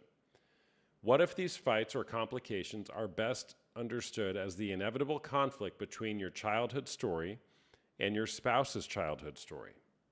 And what if understanding your family of origin story can help you make sense of the madness in your marriage? That quote is coming from a book called Make Sense of Your Story. And he's quoting Jay Stringer from Unwanted. Both are great books. Unwanted by Jay Stringer and Make Sense of Your Story by Adam Young. And by the way, I'm a coach. I do one-on-one coaching as well as group coaching, both for men dealing with unwanted sexual behavior such as pornography or sex addiction, as well as betrayal trauma for women. I have coaching groups who meet on either Tuesday nights or Wednesday afternoons. And I also do one-on-one coaching. I'm not a therapist, I'm a coach. And I do charge money for my services. You can go to the link in my bio and schedule a call with me if you're interested and get more information. We can chat about your specific situation privately in a conversation that won't be on TikTok. And if you have questions, you can go there as well. Sign up for my group. It's a great place to heal together in community because healing doesn't occur until it's witnessed empathetically. Family of origin part is pretty big. It sure is true. It sure is.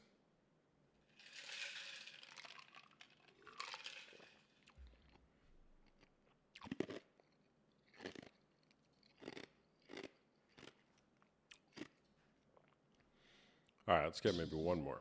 Hey there, what's going on? Hey man, how's it going? Can you hear me? Yeah, I can. Is porn cheating? Perfect. I believe it is. On a You believe core it is? level, I believe it is. All right, why's that?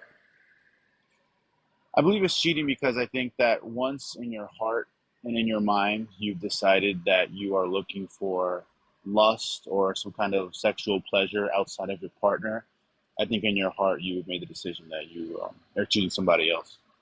Okay. Are you 18 or over, by the way? Yes, I'm 27. Yeah, all right, got it. Do you watch pornography? I am. So I haven't in 33 days now. Let's go. That 33 being, days. Let's go. thank you, but I'm not completely out of the woods in the sense that like I've been dealing with this for probably over 10 years.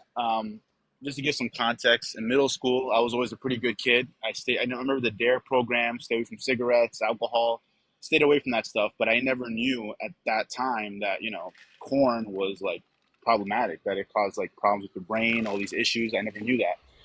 So I stumbled upon it, had some friends who showed me. I'm doing better now, but I think the thing that I'm worried about going forward is that the variety of years and years of having several different tabs, several different types of women, different colors, sizes, all that. I've had two women that I almost got married to who were great women who were there to ride for me, like would take a bullet for me, and I had to say no because I knew that I would be in that relationship in bad faith because of the damage that I would done and that I would always compare them. I never said that to them, but in my mind I would. And I just want to know like how long does it take until like you heal from the variety, of comparison. Well, I would just answer that, not specifically with the variety and comparison, but the brain science suggests it's a 2 to 5 year process to rewire the brain back to normal after you begin healing from a porn or sex addiction. And that's if you're doing the work in that time. Okay, yeah. I mean, I have been by the way, Jay Stringer, that book, Unwanted, Mm-hmm. amazing book. I read it last year. I read Clean by Douglas Weiss, Your Brain on Mm-hmm. Corn by Gary Wilson. I mean, I've been trying. I went into deliverance ministry, man. Like I have been trying everything, praying, fasting, reading the Bible. Like I feel like finally I'm at the point where like I'm getting out of it. Finally, thank God. Mm-hmm. But it's hard, man. It's a formidable foe. Like I feel like you really have to want it, and you really have to like own that it's an enemy. Like you can't compromise. Like maybe some days, once a week, like you can't compromise. You have to completely give it up, man. But it's Yeah. tough, bro. It's Well, tough. good, man. Look, I would say you've read all the books. I mean, those are all great books on the topic. Are you in any type of community, like recovery community? I was in 2022, I think it was. I was in Dopamine Discipline with Josh Hutchinson. I think I paid like $700 to be part of his group. That was kind of helpful, but if I'm being honest, at least in my journey, anecdotally, I think I finally made a turning point once I did the deliverance ministry. Well, the books too. I'm not gonna lie. That book Unwanted is the best one because it gets to the root of your issue, Best. It's and the best. that's the best one. I'm not gonna lie. Yeah. He's right. Guys, listen. He's on the money. Like I promise you, he's I'm not on the lying. money. That book I'm is the not best. lying. It No is. cap. It is It's because the best. the reason why though I would say it's the best than of the other books is because it gets to the root of it. Like, and I had to Yeah. really self-reflect in my childhood, like what led me to that point. Especially the chapter of triangulation. That's like probably my favorite chapter of the whole book. And I had to realize like one of the big things for me as a man, as we know, right, as men, our weapon and our weakness is our ego. I really went to corn when I got rejected or I felt rejected, not necessarily by a woman, but from my parents, from my friends, my cousins. Rejection would always lead me to feeling like oh well, if I go on the website, like this person won't reject me, right? But it's not real. It's pixels. It's not reality. So I had to really get to the root, and that helped me to realizing like what the heart of my issue is. You know. Yeah, love that. Yeah. All right. So 33 days. Did you kind of start on this endeavor about a year ago when you started reading these books and everything? Um, I honestly, I started to realize it was problematic when I was 20. I got into this when I was 14, but when I was 20 years old, I was like, oh, I'm not addicted. Let me try to stop. And Yeah, then but within like like three when did, I'm just hours, curious, like when did you yeah, intentionally start to do something about it? I would say when I was 20, man, to be honest. Oh, okay. 20, Okay. but I just didn't understand how to get out of it properly until Yeah. I think with years of doing something over and over again, you're gonna get better and like have better thoughts. Your brain's developing. You're gonna know how to like have legitimate resources. Yeah. But yeah, So, I think the main thing. Yeah, okay, go ahead. who else in your life knows about this? My parents. Okay, here's the thing, man, and I am gonna pitch you on my group. I have a group. It costs $199 a month. Okay, now if you join my group or not, I don't care. The point of this is you have to be in community. Nobody knows. Even Jay Stringer, the whole capstone, and I was so delighted when I read the chapter. The basically the last chapter is get in community. Yeah. So you tried one group, you paid $700. Good job. Okay, you got to be in consistent community talking about this and talking about the issues in your life. It's not even about porn. It, in fact, has very little to do with porn, as you know. But what Yeah. is going on in your life? What is consistently driving you back to it? And there's also a reason why nobody else in your life knows about it. Shame, Hmm. right? And so again, I have a group. It's a great group, but get in community. Get in community. Spend the money. The free groups, you get what you pay for. Yeah. Be surrounded by people who are committed to fighting this fight together. There's Yeah, nothing more especially like powerful an than that. accountability too, when you have someone who's like telling you like, listen, like, you don't have to. I think one time it really helped me too, where I was in that group and like probably with your group too, I would imagine similar, because you have that accountability where you'd have that phone call and say, listen, man, I'm not feeling good. And then you talk her out of it and then you kind of rationalize like, okay, like, am I really about to do this? And is it really going to help me feel better? Or am I just going to have shame and feel worse at the end of the day? So Yeah, that well, definitely does help. Yeah. totally. And you know the answer. I mean, here, so yeah, I mean, and look, I just want to say, you haven't failed up until this point. Okay, this is part of your journey. So the question is, what's missing for you? What's I missing? think, Like, why are you keeping porn around? And and you've read all the books, so I know you know what I mean by that question. It's serving a purpose in your life. What purpose is it serving? so I'm going to be honest with you. I think truthfully, I think I really let it go. Because like I never really been this far from it. Like I think I'm actually like, I want to be careful saying free from it because, it's 33 days, not 90. I think I'm moved on. I think my thing is the damage of like having a girlfriend and getting married when like I'm afraid I'm gonna compare my wife to other women. Like that's my fear. Like I'm Okay, gonna be in a yeah, relationship in bad faith. Yeah. yeah. So you're afraid you're going to compare a future spouse to the pornography that you've watched. Hmm. Yeah. Okay. All right. Well, good job naming that. And by the way, I'm not suggesting that I'm going to walk that out with you right now on this call, but it's a very legitimate thing. It's a very legitimate thing. Okay. I'm afraid of that. All right. Well, there's many future conversations to have with whatever future partners about the reality of you. Okay. How about reframing that from I'm afraid of comparing what I've seen in porn to my future spouse to I'm ready and willing to talk about my past sexual issues with my future partner so that it's just out in the open. Now, it's not a secret. Yeah. Hey, future partner, let me just tell you, here are the things that I've got. Here are the skeletons in my closet. Now there's no wondering. A Okay. conversation like I hear that, that.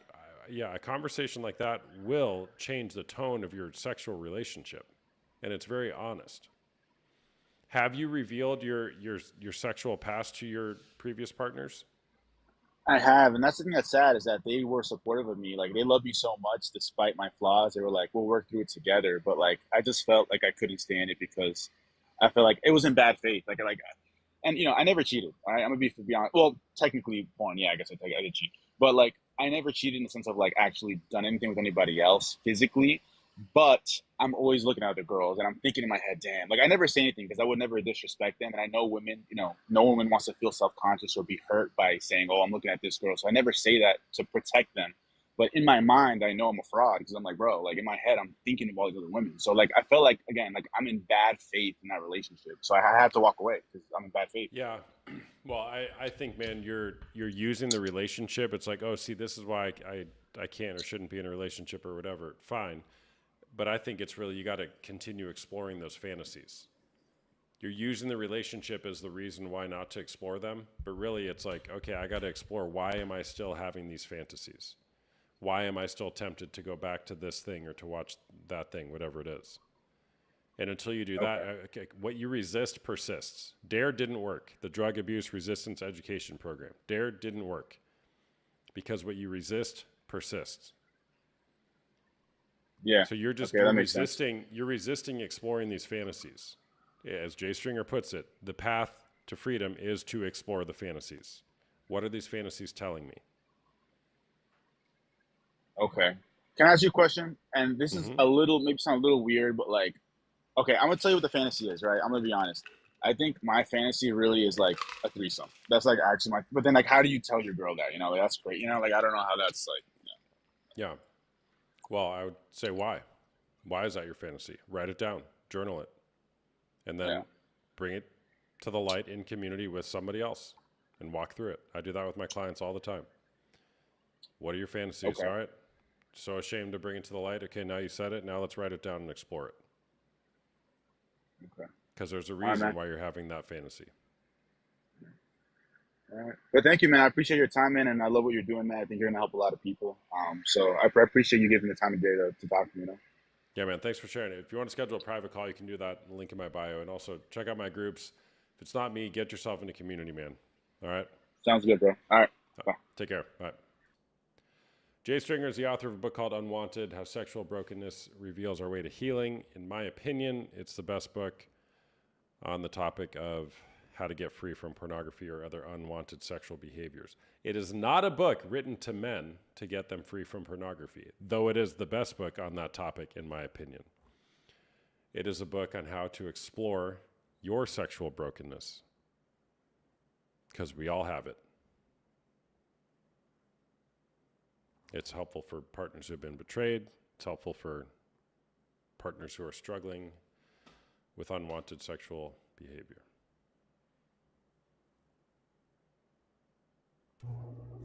Hey there, what's Hi. going on?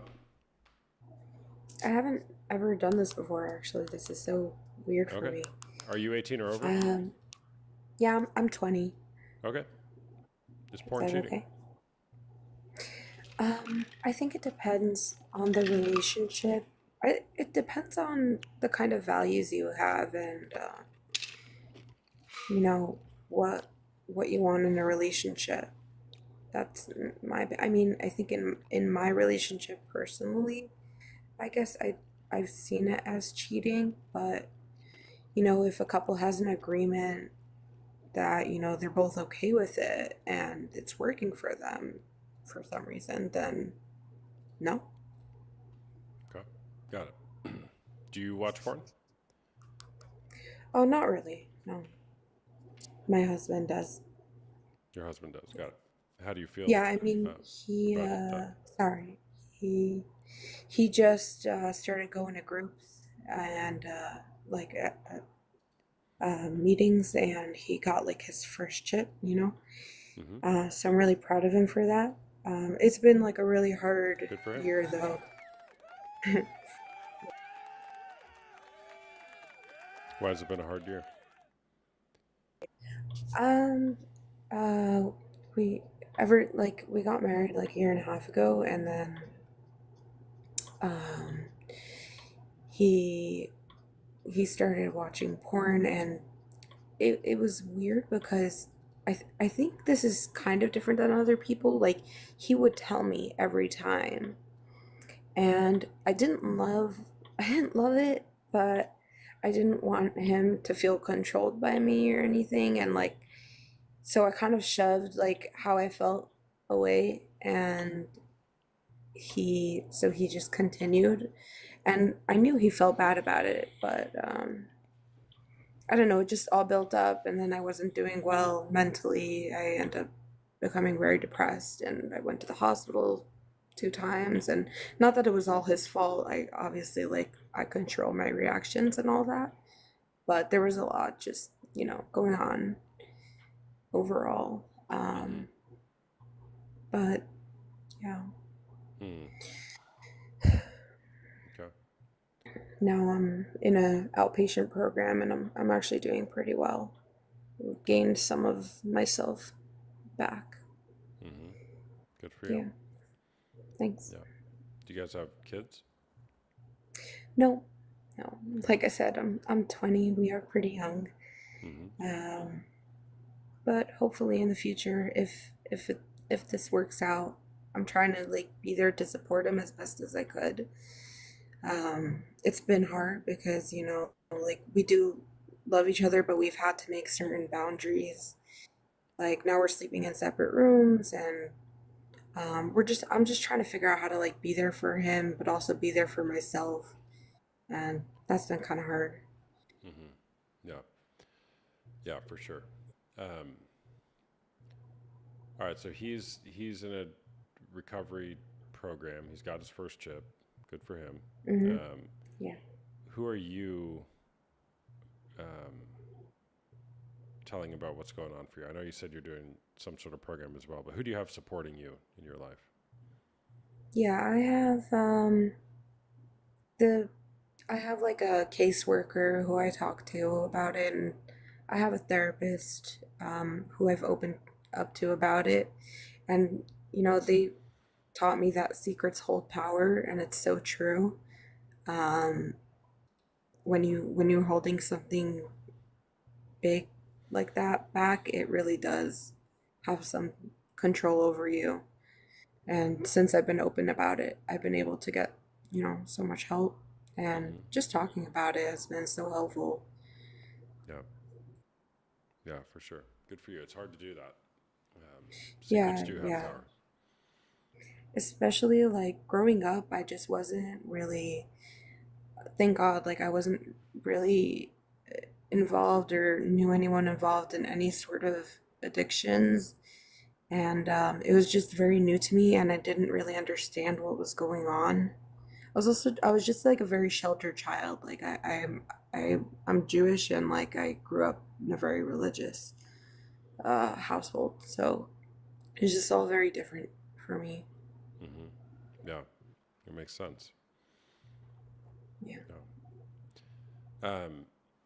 Is your husband really embracing the kind of the recovery process? Yeah, the past couple of days, it's been really, yeah, he really has. Like I think he just reached day 9 actually, which is he's the farthest he's come. Like this, he's always the kind of guy who's been always trying to work on himself. Um, and like if there's anyone who I think could get past this, it's him. Like I really do believe that. It's just it's just been so hard. Like I can't imagine like I understand why someone would be addicted to it, and like the release you get from it and all that. Mm-hmm. Um, and so I'm trying to stick around and be there for him, and he's been we've been getting him like little Hold on, rewards, like guys, don't delete that person. I'm going to bring him on next. D- yeah, don't delete. Sorry, go ahead. no problem.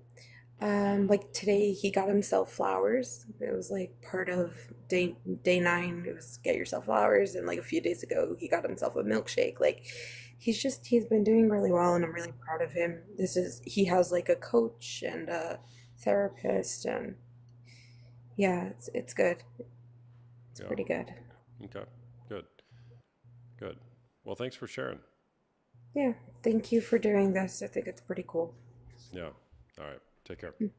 Thank you. Bye. Bye bye.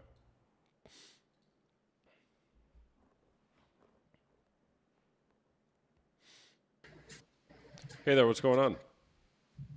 What's up, bro? What's up? Is porn cheating? Absolutely not. Absolutely not. Okay. Why's that? How is it cheating? I'm asking you the question. No, I want to ask your definition of why it's cheating. Why do you think it's cheating? You can't manipulate people to make them think it's cheating. It's subjective.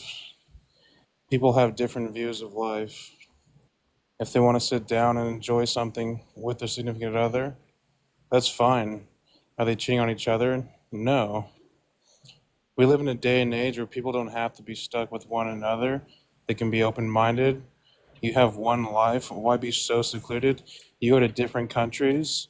They have multiple wives, spouses. It's just traditions. Here in Western world, we're just so stuck in old traditional ways. There's nothing wrong with it. Got it. Okay. Do you watch porn? So, oh, absolutely, all the time. Me and my girlfriend both. All the time? Like how often? That's kind of private, little weird question, but I want to ask your answer to my question. What is your definition of cheating on the side Go, of porn? Like, how is it possibly cheating? cheating is going against an agreement. And then what is the agreement? Is it agreed upon for every possible relationship there is in life? Or is it your relationship? You can't sit here and like, you can help the standard relationship, all right? But it's not everyone. Like, it's subjective. There is no right answer. Are you a skilled debater? Like, are you practiced at it? No, I'm a realist, and like, Got there's it. no point to try to prove here. Like, there's no right answer, there's no wrong answer, and you can't sit here and try to make everyone feel wrong for what they do. There's reasons why there's industries in place in different areas. Like, Who hold on. it doesn't hold on, matter hold on, what you hold on. do. Who's making anybody feel wrong for what they do? What is your main question on this app? Like, why do you go on here and try to coach people through like a porn habit in quotation? Like, what is wrong with that? Notice I'll only coach them through it if they want to be coached through it. But like, why would they like want to? Like, why would you make them feel bad? Like, at the end of the day, everyone's gonna have a sexual drive as humans. Like, that's natural. Hold on. Can And so, can I make anybody feel bad?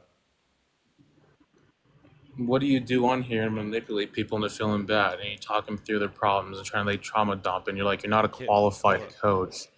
Can You get make nowhere. Can you make anybody feel bad? Absolutely, Make, anyone can. okay. What kind of Make me question feel, is that? make me feel bad right now. Do it.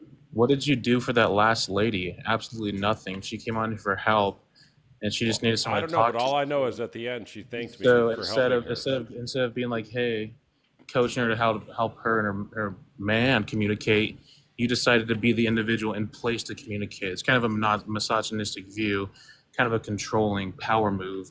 You felt like you needed to be in place to help her find answers. That's kind of twisted, man. Like, you can help people, but help them in the correct way. Don't just be helpful to have the title of being helpful.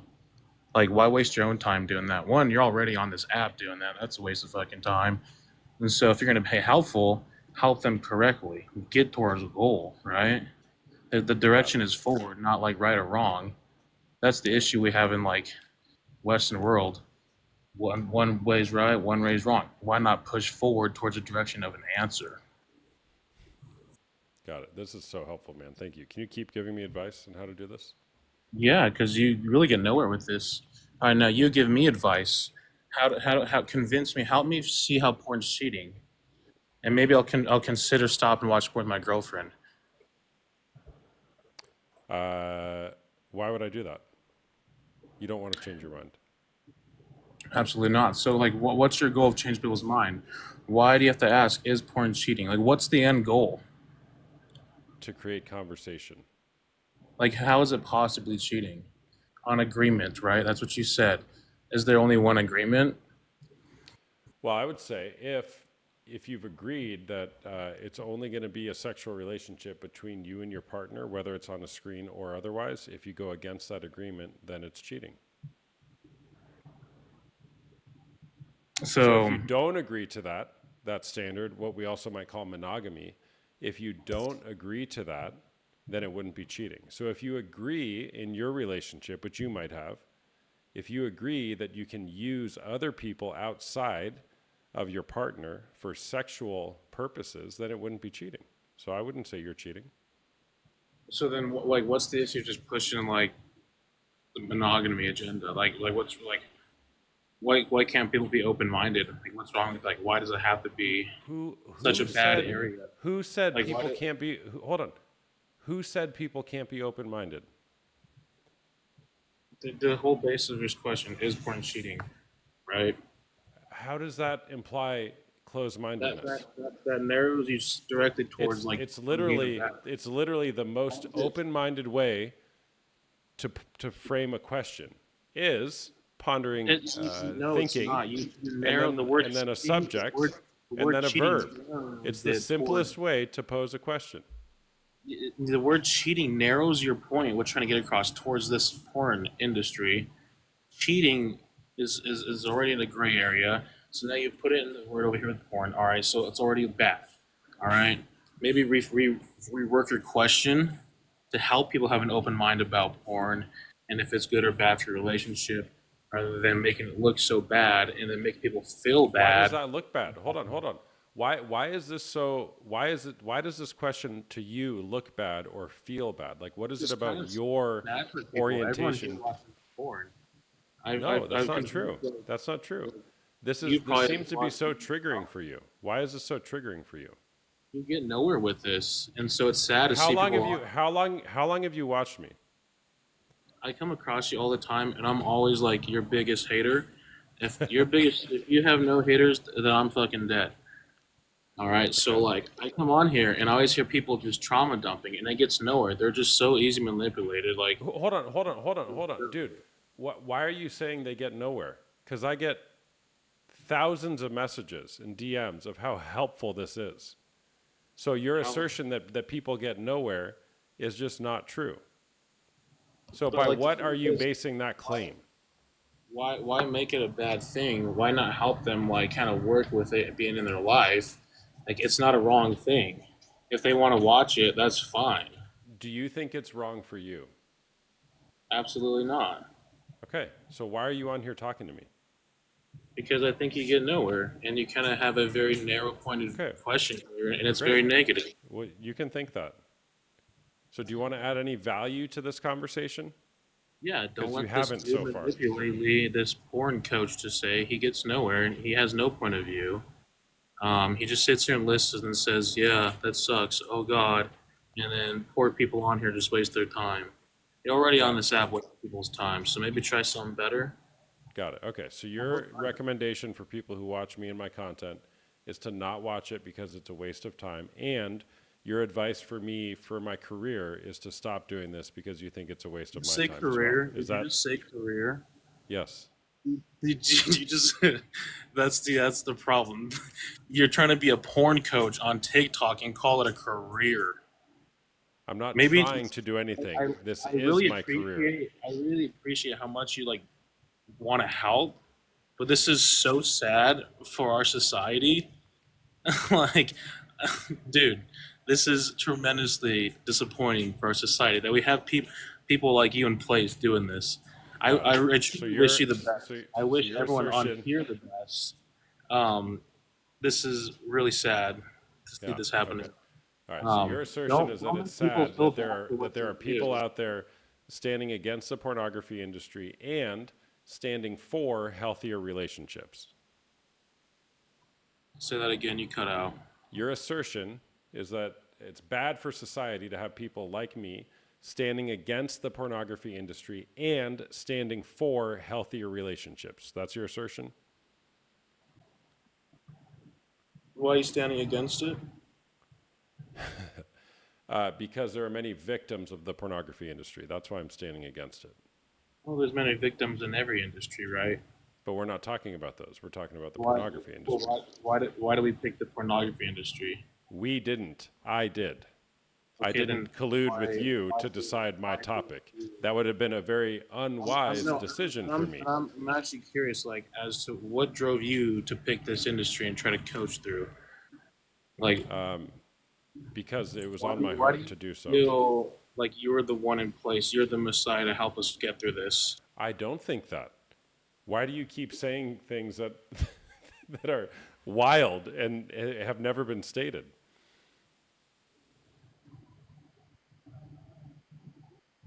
Are you religious? Are you a religious gentleman? Nope. Because I feel Are like a you? lot of people come on here are probably religious, and that's a big issue. I don't know. Religion is a straight up cult. It's a lot of issues with religion. Yep, I Um, agree. I just truly think everyone should be allowed to do what they do, and if partners have an issue with each other doing it, then they probably shouldn't like be partners because they don't clearly see each other fully with what their mental capacity needs. If Wow, that man, means it's almost like I say that all the time. If you disagree on where you're at with each other and with pornography, maybe that's not the right relationship because it comes down to the agreement.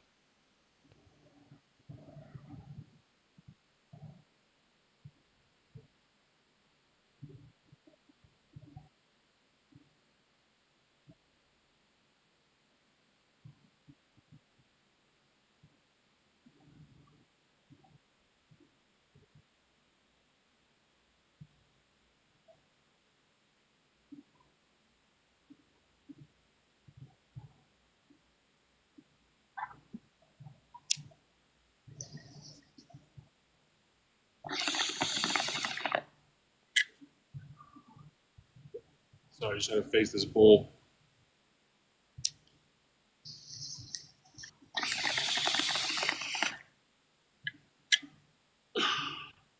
Anyways, I need to go watch some porn. It's been about 5 minutes. It's my last watch. And then I'm gonna call my girlfriend after and tell her I love her. Thanks for the help. I'm gonna go watch Extra for everyone else that doesn't watch after getting on here. Thanks for Keep sharing. keep push, keep pushing, Take care. dude.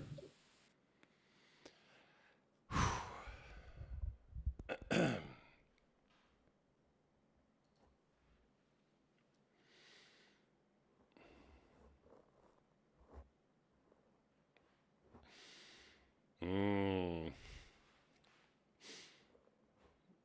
Hey there, what's going on? Hey. Is porn cheating?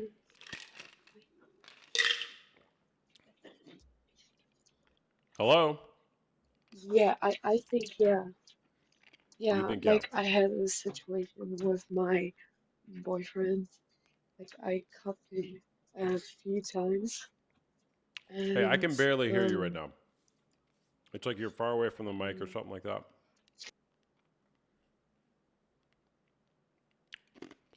She's gone. Okay. No W's in the chat. Baz, me on, please.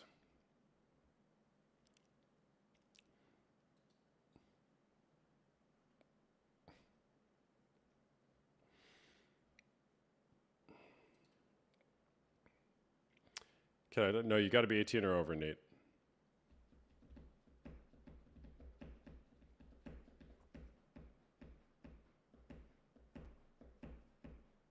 Why did that guy do that?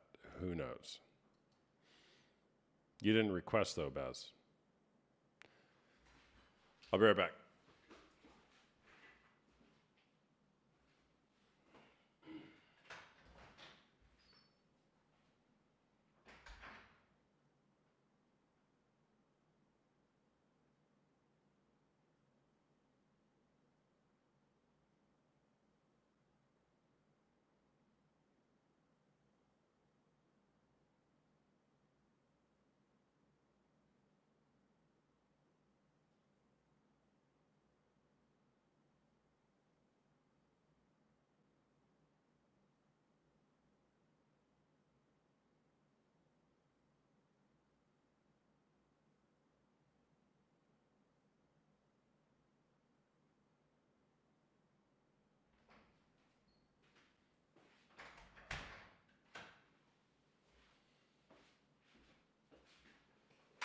All right. The lo-fi music is great. Love it. It's a great playlist on Spotify. Guess what it's called? Lo-fi beats. Hey there, what's going on? Oh, changed his mind.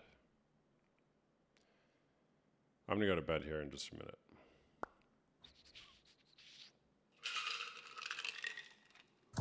Hey there, what's going on? Hello. Is porn cheating? See, I don't know. For me, I feel like people are probably gonna be like, that's okay. Don't worry. For me, Don't worry. I We'll think work it, through it. We'll work through it. okay, thank you. Yeah. Okay, and I'm 27. I'm Okay. married. Okay. A little bit about me. I actually have, I'm a therapist. So Okay. I actually work with people in couples counseling and stuff. Mm-hmm. And I'm also actually a sex therapist. Okay. Cool. So I have a BA in psychology and a master's degree in psychology too. And I worked as a social worker too for a couple of years, just some history. Okay. But in my opinion, it all depends on the comfortability of you and your partner. Because I mean, I've worked with partners who actually use porn in a healthy way to actually spice up their sex lives because they grew up in different religions or cultures where they actually didn't even know how to perform the act. Though a lot of the pornography is a lot of times, dramatic, like a So soap opera. why did you choose to recommend they watch pornography as opposed to I never an recommended them educational to watch. resource? Thank you. I never recommend for them to watch pornography, but they have used it themselves. They've told me in the past Hold on. I to. thought you just said that. No, I've never. No, let me speak. I am Sorry. letting you speak. I'm seeking to clarify. No, sorry.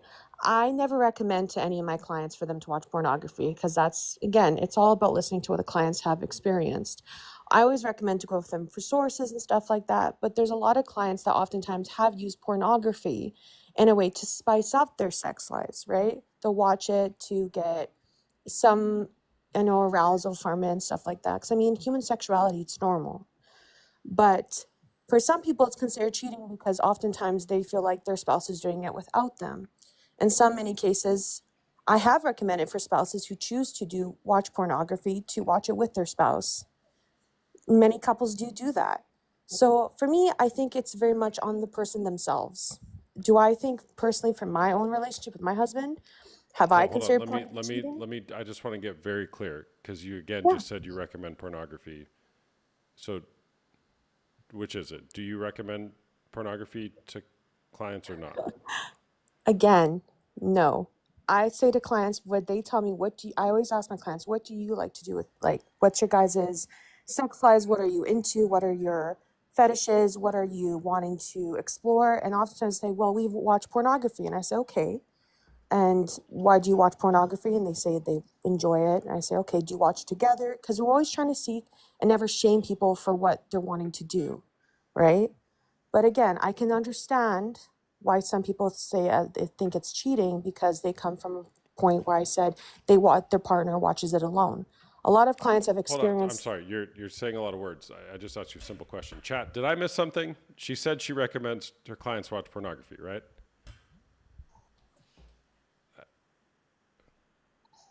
I don't know. I heard you say it twice, and then you said you didn't say that. So maybe I can't hear. No, she didn't say that. Okay. No. Okay. So if you So actually how did I listen, misunderstand? Okay, I'm obviously not listening. So see, we'll work through it. That's what I said. that's okay. I totally, Yeah. hey, and I respect your opinion. Everyone's entitled to their opinion. But I never recommend to any client for them to watch pornography. You never do that in any therapy session. What I'm saying is that many clients have come to me and said that they do watch it. And that at the end of the day, I think it's not about saying what's right or wrong or shaming people for watching it or not watching it. Do I think the porn industry just from stopping from like the other topic, is the porn industry sometimes harmful? Of course it is. Because a lot of men, I think, think it's real when it's not. It's dramatized. I'm guaranteeing you as a woman, we do not orgasm that much. It's never that long or that quick. It's shouldn't be based on shaming other people. That's more what I'm trying to go forward. I think a lot of times sex in general, a lot of couples I've worked with feel shamed for watching porn, and that's also unhealthy because it causes it to be like something that's wrong with them. Is there some things of addiction? Yes, there's always risk of addiction with anything in life, right? With porn, alcohol, drugs. But I always think that if you're doing something with your partner, then that's not a bad thing.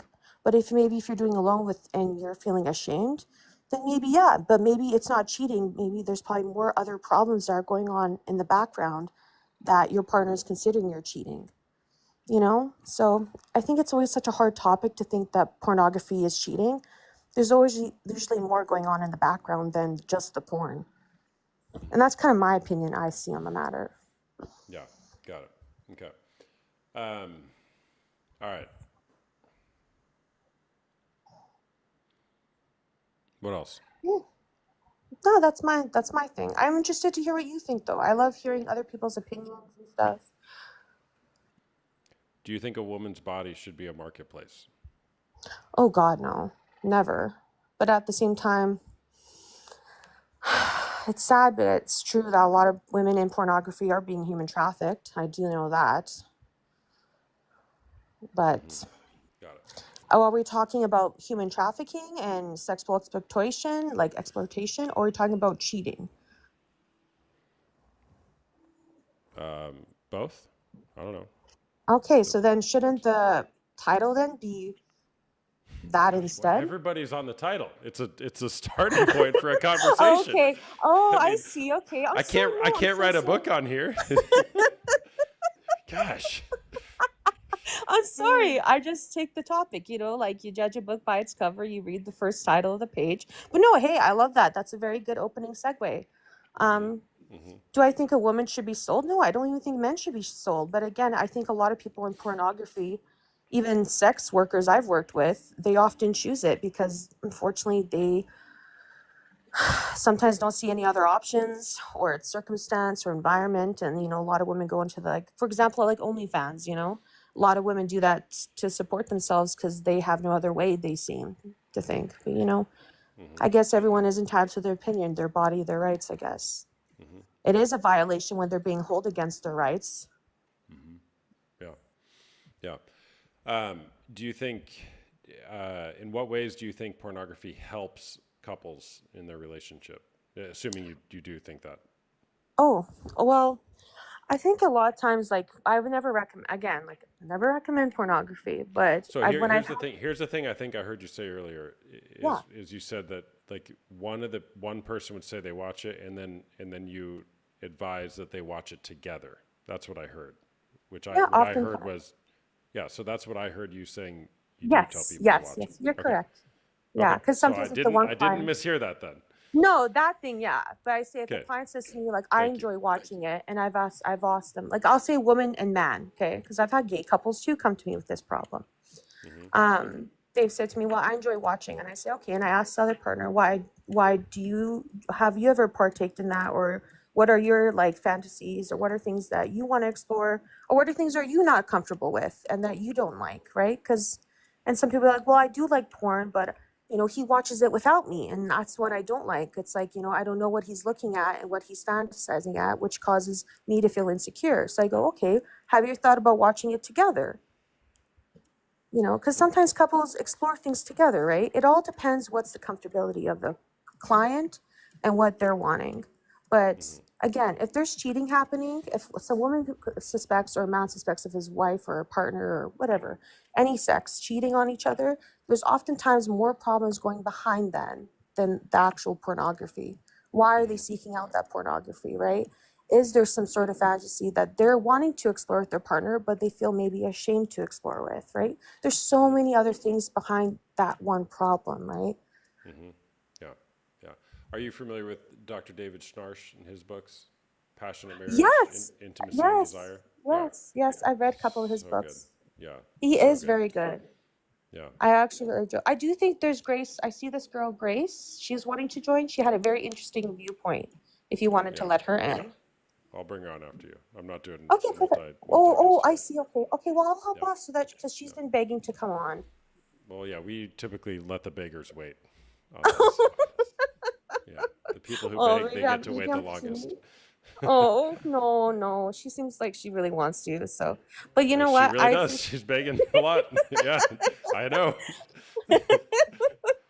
But I don't want to be rude. I'm very new to this whole TikTok thing. I just really love talking with people, and I'll stay on and listen to your viewpoint though. I really am curious of Yeah, well, what you think. I don't disagree with much of what you're saying, and I just think that there's a lot of harm done with pornography, particularly in that it creates a wedge between partners because they're going outside of the marriage for sexual pleasure, and once you do that, Yeah. you're kind of it's really hard to create intimacy back in the relationship when you're going outside to create it. So I think it is just that. Do you think as a man though, like oftentimes, do you feel men feel like ashamed to ask their partners? We're going like heterosexual, for example, right now.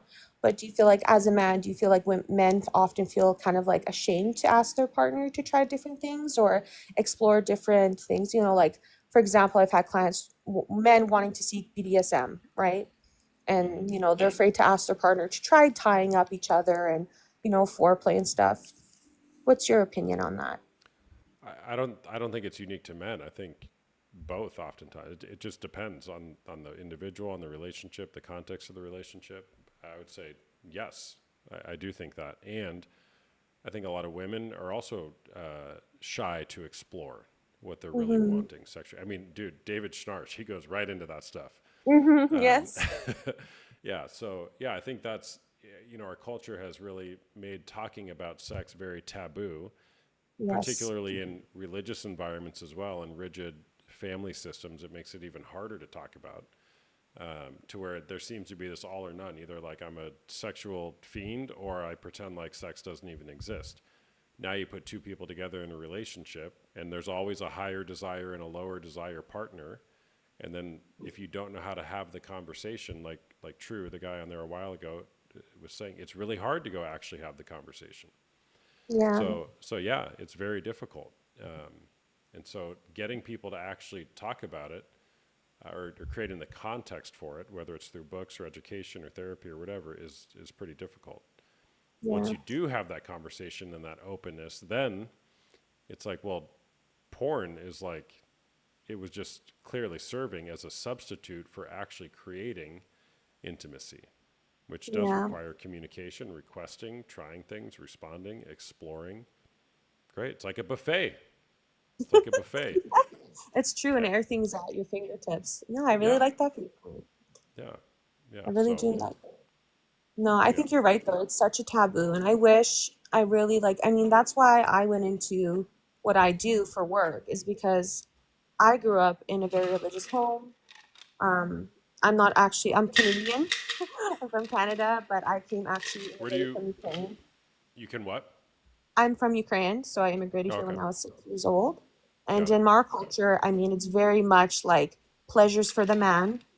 You know, a woman does one thing and one thing only, and Two things, growing up, cook and clean, right? yeah, As cook that and clean. framework. I'm not saying I endorse that. You know, I know, That's but yeah, no, that's true. that's what the That's framework would suggest. Yeah. exactly. Cook, clean, you be a good wife, and I think I never even growing up was even taught about like, what is a woman's body and stuff like that. And it's sad because many women I've even worked with struggle with even exploring their own bodies and having their partner satisfy them. And that's so sad because in life, life is short and every woman should feel good about themselves. And I think that is such a taboo thing that men and women feel like they can't talk to each other and their partner. And I think it is a societal thing. And I think that's how porn became available because they made it like, well, it's easier at your fingertips. You can use it whenever you'd like. You don't need to feel shame or guilt. You just go on there, do your thing, and be done, right? But for women, it's a whole other thing, right?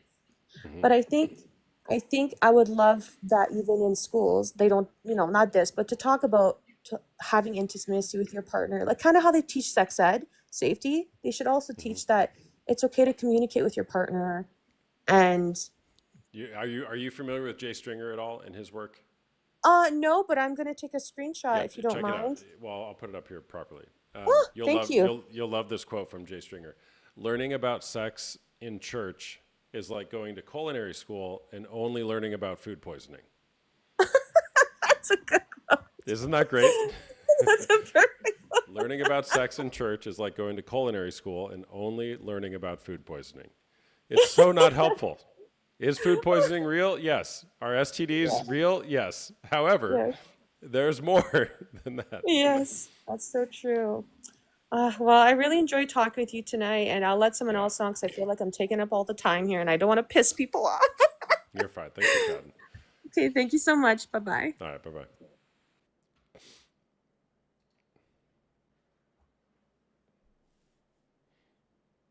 Not if it's a Catholic church. All right, man, what's up?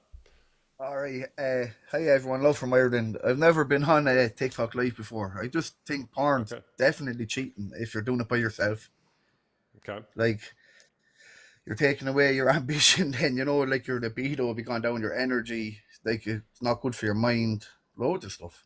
But with your partner, if she's into it, I can't see the problem. Okay. Got it. Do you watch porn? With my partner sometimes, yeah. Or if I'm single, I would sometimes as well. Okay. But you just... But, okay. sorry? All right. How old are you? Me, I'm 35. You're 35?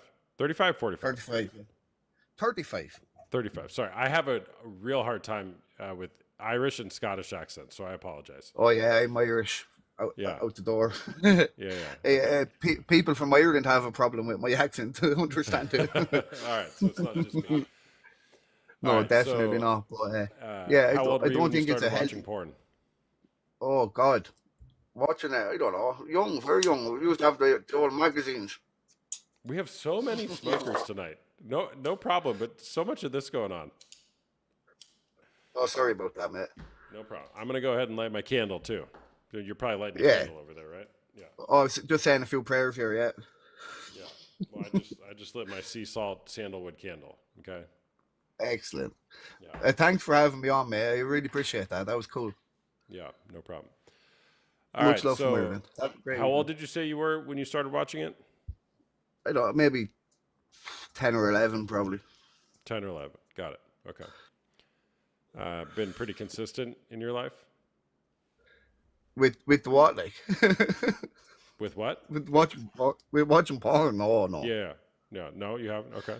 Kind of on and off. No, on and off, yeah. But if it was with a bird and she was into it, I'd go along, no problem. Okay. But okay, so you're saying on one hand you're like it's a problem, porn's bad, it's not good, whatever, in different words, but then you're saying like, yeah, I'll go along with it if she wants to. No, but it'd be a problem if you were constantly doing it. It's like anything, isn't it? If you're constantly doing smoking weed or drinking, it's going to lead to a bad road. So if you're constantly watching Well, porn, it can't be good for your psyche. yeah, but the data suggests, this comes from Dr. Amen, that any amount of alcohol is bad. So there's actually studies that would support. I'm just using this as an example. I'm not attacking alcohol. But like one thing that medicine has told us is that alcohol is always bad. I don't know, because like, what if you're up the mountains and you're freezing and someone gives you a brandy? You're going to be fairly happy there, aren't you? Sure.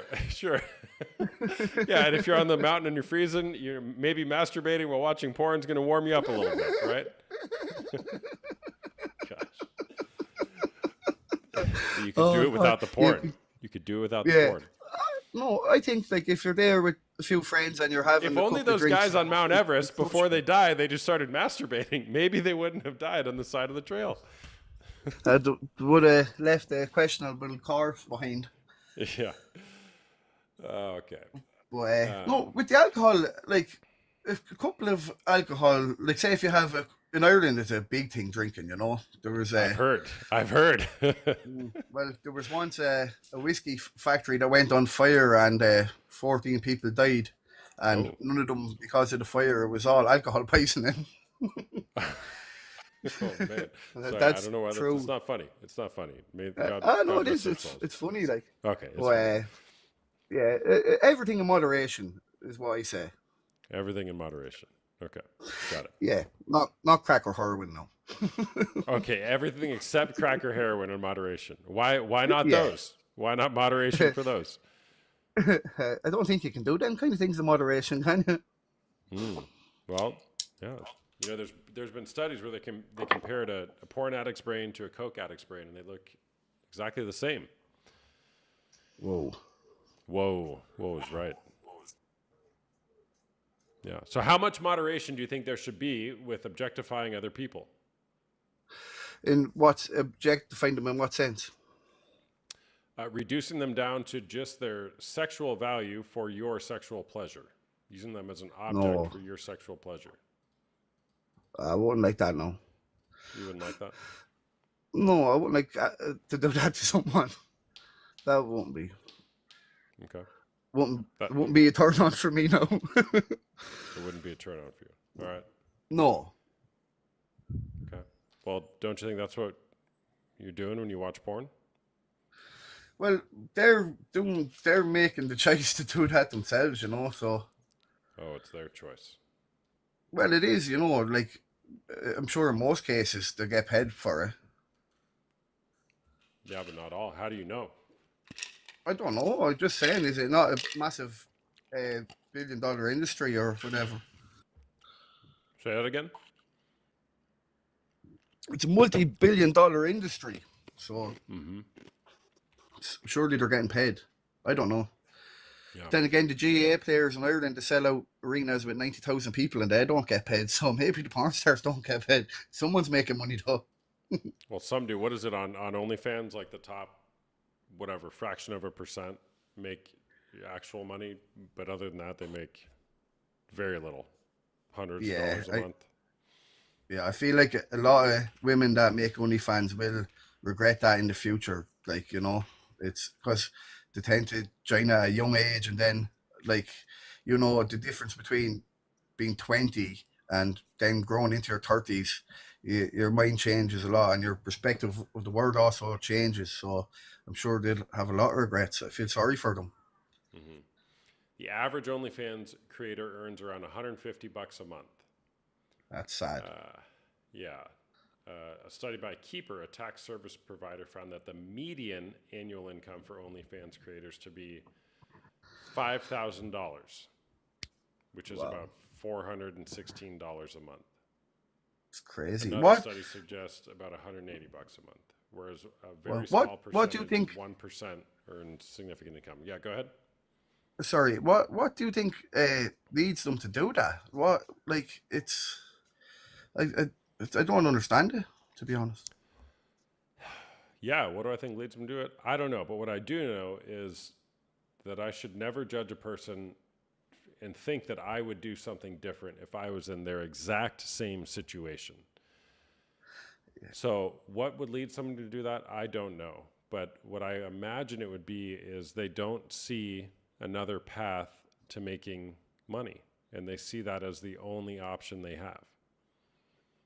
I don't think I've ever talked, maybe there's been a couple, but of the OnlyFans people I talk to, the strippers, the prostitutes that come on here, very, very small percentage of them say they would do it if it wasn't for the money. I get you. Yeah. So it's an easy, like they see that as an easier alternative to make money, but in the long run, it could cause a lot of problems for themselves. Yeah. Like, yeah. Just there, Laura Ryan there had a comment. Sorry. About the lovely lady around my arm. That's my ma that passed away, and she was a lovely lady. But you can say a few prayers for her, but you mightn't be able to treat her bad there. Sorry, Laura. Sorry, man.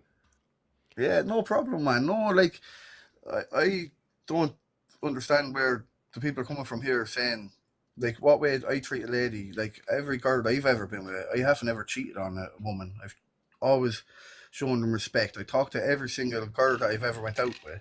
Like, they all literally love me to bits. I woke two of them up in the middle of the night. They came together and helped me pass my exams because I'm dyslexic. And, like, I love women. Like, without women, the world wouldn't... Like, women are the creators of all life. So, I said I don't have respect for women. I love them. I treat every woman the way I'd want my sister to be treated. So... don't have a bad outlook on me just because I have an opinion about watching porn with my partner. If she's into it and it turns her on, why not? Yeah. All right, man. Well, thanks for sharing. Yeah, no problem. Thanks, guys, and it was a pleasure talking to you. Yeah, you too, man. See you. Here, man. Have a good one. You too. All right, Grace. Hey there, how's Hello. it going? Hi. It's going good. How about you? Good. Are you 18 or over? Yes, I am 19. Okay, all right. Is porn cheating? I consider it to be because of my past experience, but ultimately, I've done a lot of thinking about it. It's like, it depends on the boundaries. Like, I feel like that's a really important discussion to have with your partner in the beginning. But if they make it clear that the boundary, you need to respect the boundaries, and you respect mine, I'll respect yours, and they keep hiding it and continuing to disrespect that boundary, at that point, I do feel like it is cheating. Got it. So have you been in a relationship with somebody who watches porn? Yes, I am currently in one. And how do you feel about that? It's complicated. I communicated in the past that I didn't necessarily like it because of the fact it made me feel not important, and that he was more comfortable watching someone else, and it's just, and it makes me just, I don't know, it just makes me feel ugly because it's like the women that he was watching was like didn't even look anything like me at all. Like, it was just crazy. It has gotten better. He has stopped for as as much as I can tell. There's always something, but When's the last time you caught him? 3 weeks ago. Oh, Yeah, okay. but just keep it short and sweet. I'm tired. I've been waiting on you for a while. I'm sorry for the You constant begged for comments. 2 hours just for 2 minutes? Yeah, I'm tired. I've been waiting on here a while. It's almost 2 a.m. where I'm at. So, Okay. All right. well, you have a good night. I You appreciate too. you letting me talk. All right. Thanks for sharing. Bye bye. Bye-bye. Man, she was waiting forever. Way to hang in there. Oh, Hey, let's go. let's go. How's it going? Are Let's you 18 or go. over? Let's go, I LFG. let's fucking go. I am 20. I turned 20 yesterday, guys. Yesterday Happy I turned birthday. 20. Thank Happy you. birthday. Where are you at? Australia? I am. Yeah, you are. Okay. Yeah, I am. All right, is porn cheating? I believe, yeah, to a degree, yeah. Yes, to a degree. Okay, to what degree is it cheating? So I believe that it kind of just depends. Like, if you're sorry, I'm sick, so bear with me. I might cough a few times. You went out too late for your birthday? Oh, kind of, yeah. I think that, I don't know, like if a couple before they got together agreed on doing it with each other or agreed it's okay, sure, like sort of like a polyamorous relationship. I mean, I don't want to say my opinion on that, but I believe it's okay between them. But for my personal experience, it doesn't seem like it's a good thing. I mean, I've had partners before. I had one partner that was really bad, full on dopamine addiction, started to develop into something far worse. So they started to crave harder things, more illegal things, and it definitely is poisoning in my mind, in my opinion. Sorry if this offends anyone, but I believe it is a form of voyeurism. And if you think that it's okay for your partner to go out someone's window and watch them get it, like some strangers get it on, you don't think that's bad? Like, I don't know. I don't know. Sorry if I offended anyone. That is voyeurism. Okay? Yeah, literally. Voyeurism, as defined by the practice of gaining sexual pleasure from watching others when they are naked or engaged in sexual activity. Yeah, bloody oath. So it's not your opinion that it's voyeurism. That's the definition of voyeurism. Thank you. I needed that. Yeah, I saw a few studies because back when I was with that ex, I did a lot of research on porn addiction. I think I can't remember the percentage, but someone who watches it is far more likely to cheat on their partner in real life. because it obviously changes your psychology. Psychologists did a study on porn addiction, and people who watch it, your brain subconsciously can't tell the difference between the fantasy and reality. So your brain thinks that's actually happening when you're actually doing it. So maybe it's just psychological cheating, but it still is a form of cheating, in my opinion. Yeah. Yeah, got it. What are your thoughts? What are your thoughts on what I'm saying right now? Oh. To be honest, I don't remember. Can you say it again? I was reading the Wikipedia article on voyeurism. Oh, that's okay. Just the last part. Say it again. I can't remember what I said, to be honest. Oh my gosh. Well, must not have been that important then. You said you read a paper or something like that, you can't decipher the difference between pornography and sex, something like that. Yeah, like fantasy and reality. Yeah. Yeah. Your brain subconsciously can't tell the difference, whether you believe that or not. It still is deep down. That's how your brain. Yeah, I've read the studies as well. Yes, I agree. Oh my God, we agree. Oh my God. Let's go. Let's go. LFG. Let's fucking go. Okay. Are you in a relationship? I am currently, but it's a good relationship, which I'm grateful for. It's a good one. All right. Do you or your partner watch porn? He has before I had told him my boundaries, and I'm his first partner, so he did do it again. But he hasn't at all anymore. I've helped him through that. Okay. So. All right. Good. Cool. Yeah. Love that. Yeah, it's all good. Yeah. Yeah. Great. Right. I don't know what else to say, to be honest. I mean, it was short and sweet. I think we're done here. There We're you going to go. end with this. I'm going to bed. Yes, we are. Beautiful. All Go to right. bed. Happy birthday, Nikita. We'll see you later. Thank Bye-bye. you. Thank you, Georgia. Bye-bye. All right, guys. W's in the chat. She was high energy. That's because, what time is it in Australia? Time in Australia. 5 p.m. She's just getting ready for a night out. All right. Great being with you all tonight. Give me a follow if you don't follow me already. Follow button's up there somewhere. By the way, I'm a coach. I do one-on-one coaching as well as group coaching, both for men who are struggling with unwanted sexual behavior or porn or sex addiction, as well as women struggling with betrayal trauma. If you are lonely, if you found yourself in a lonely place with unwanted sexual behavior or going through it with your partner who has betrayed you, I have groups. We meet on Tuesday nights or Wednesday afternoons. I also do one-on-one coaching. For the men, I largely follow content or concepts from the book Unwanted.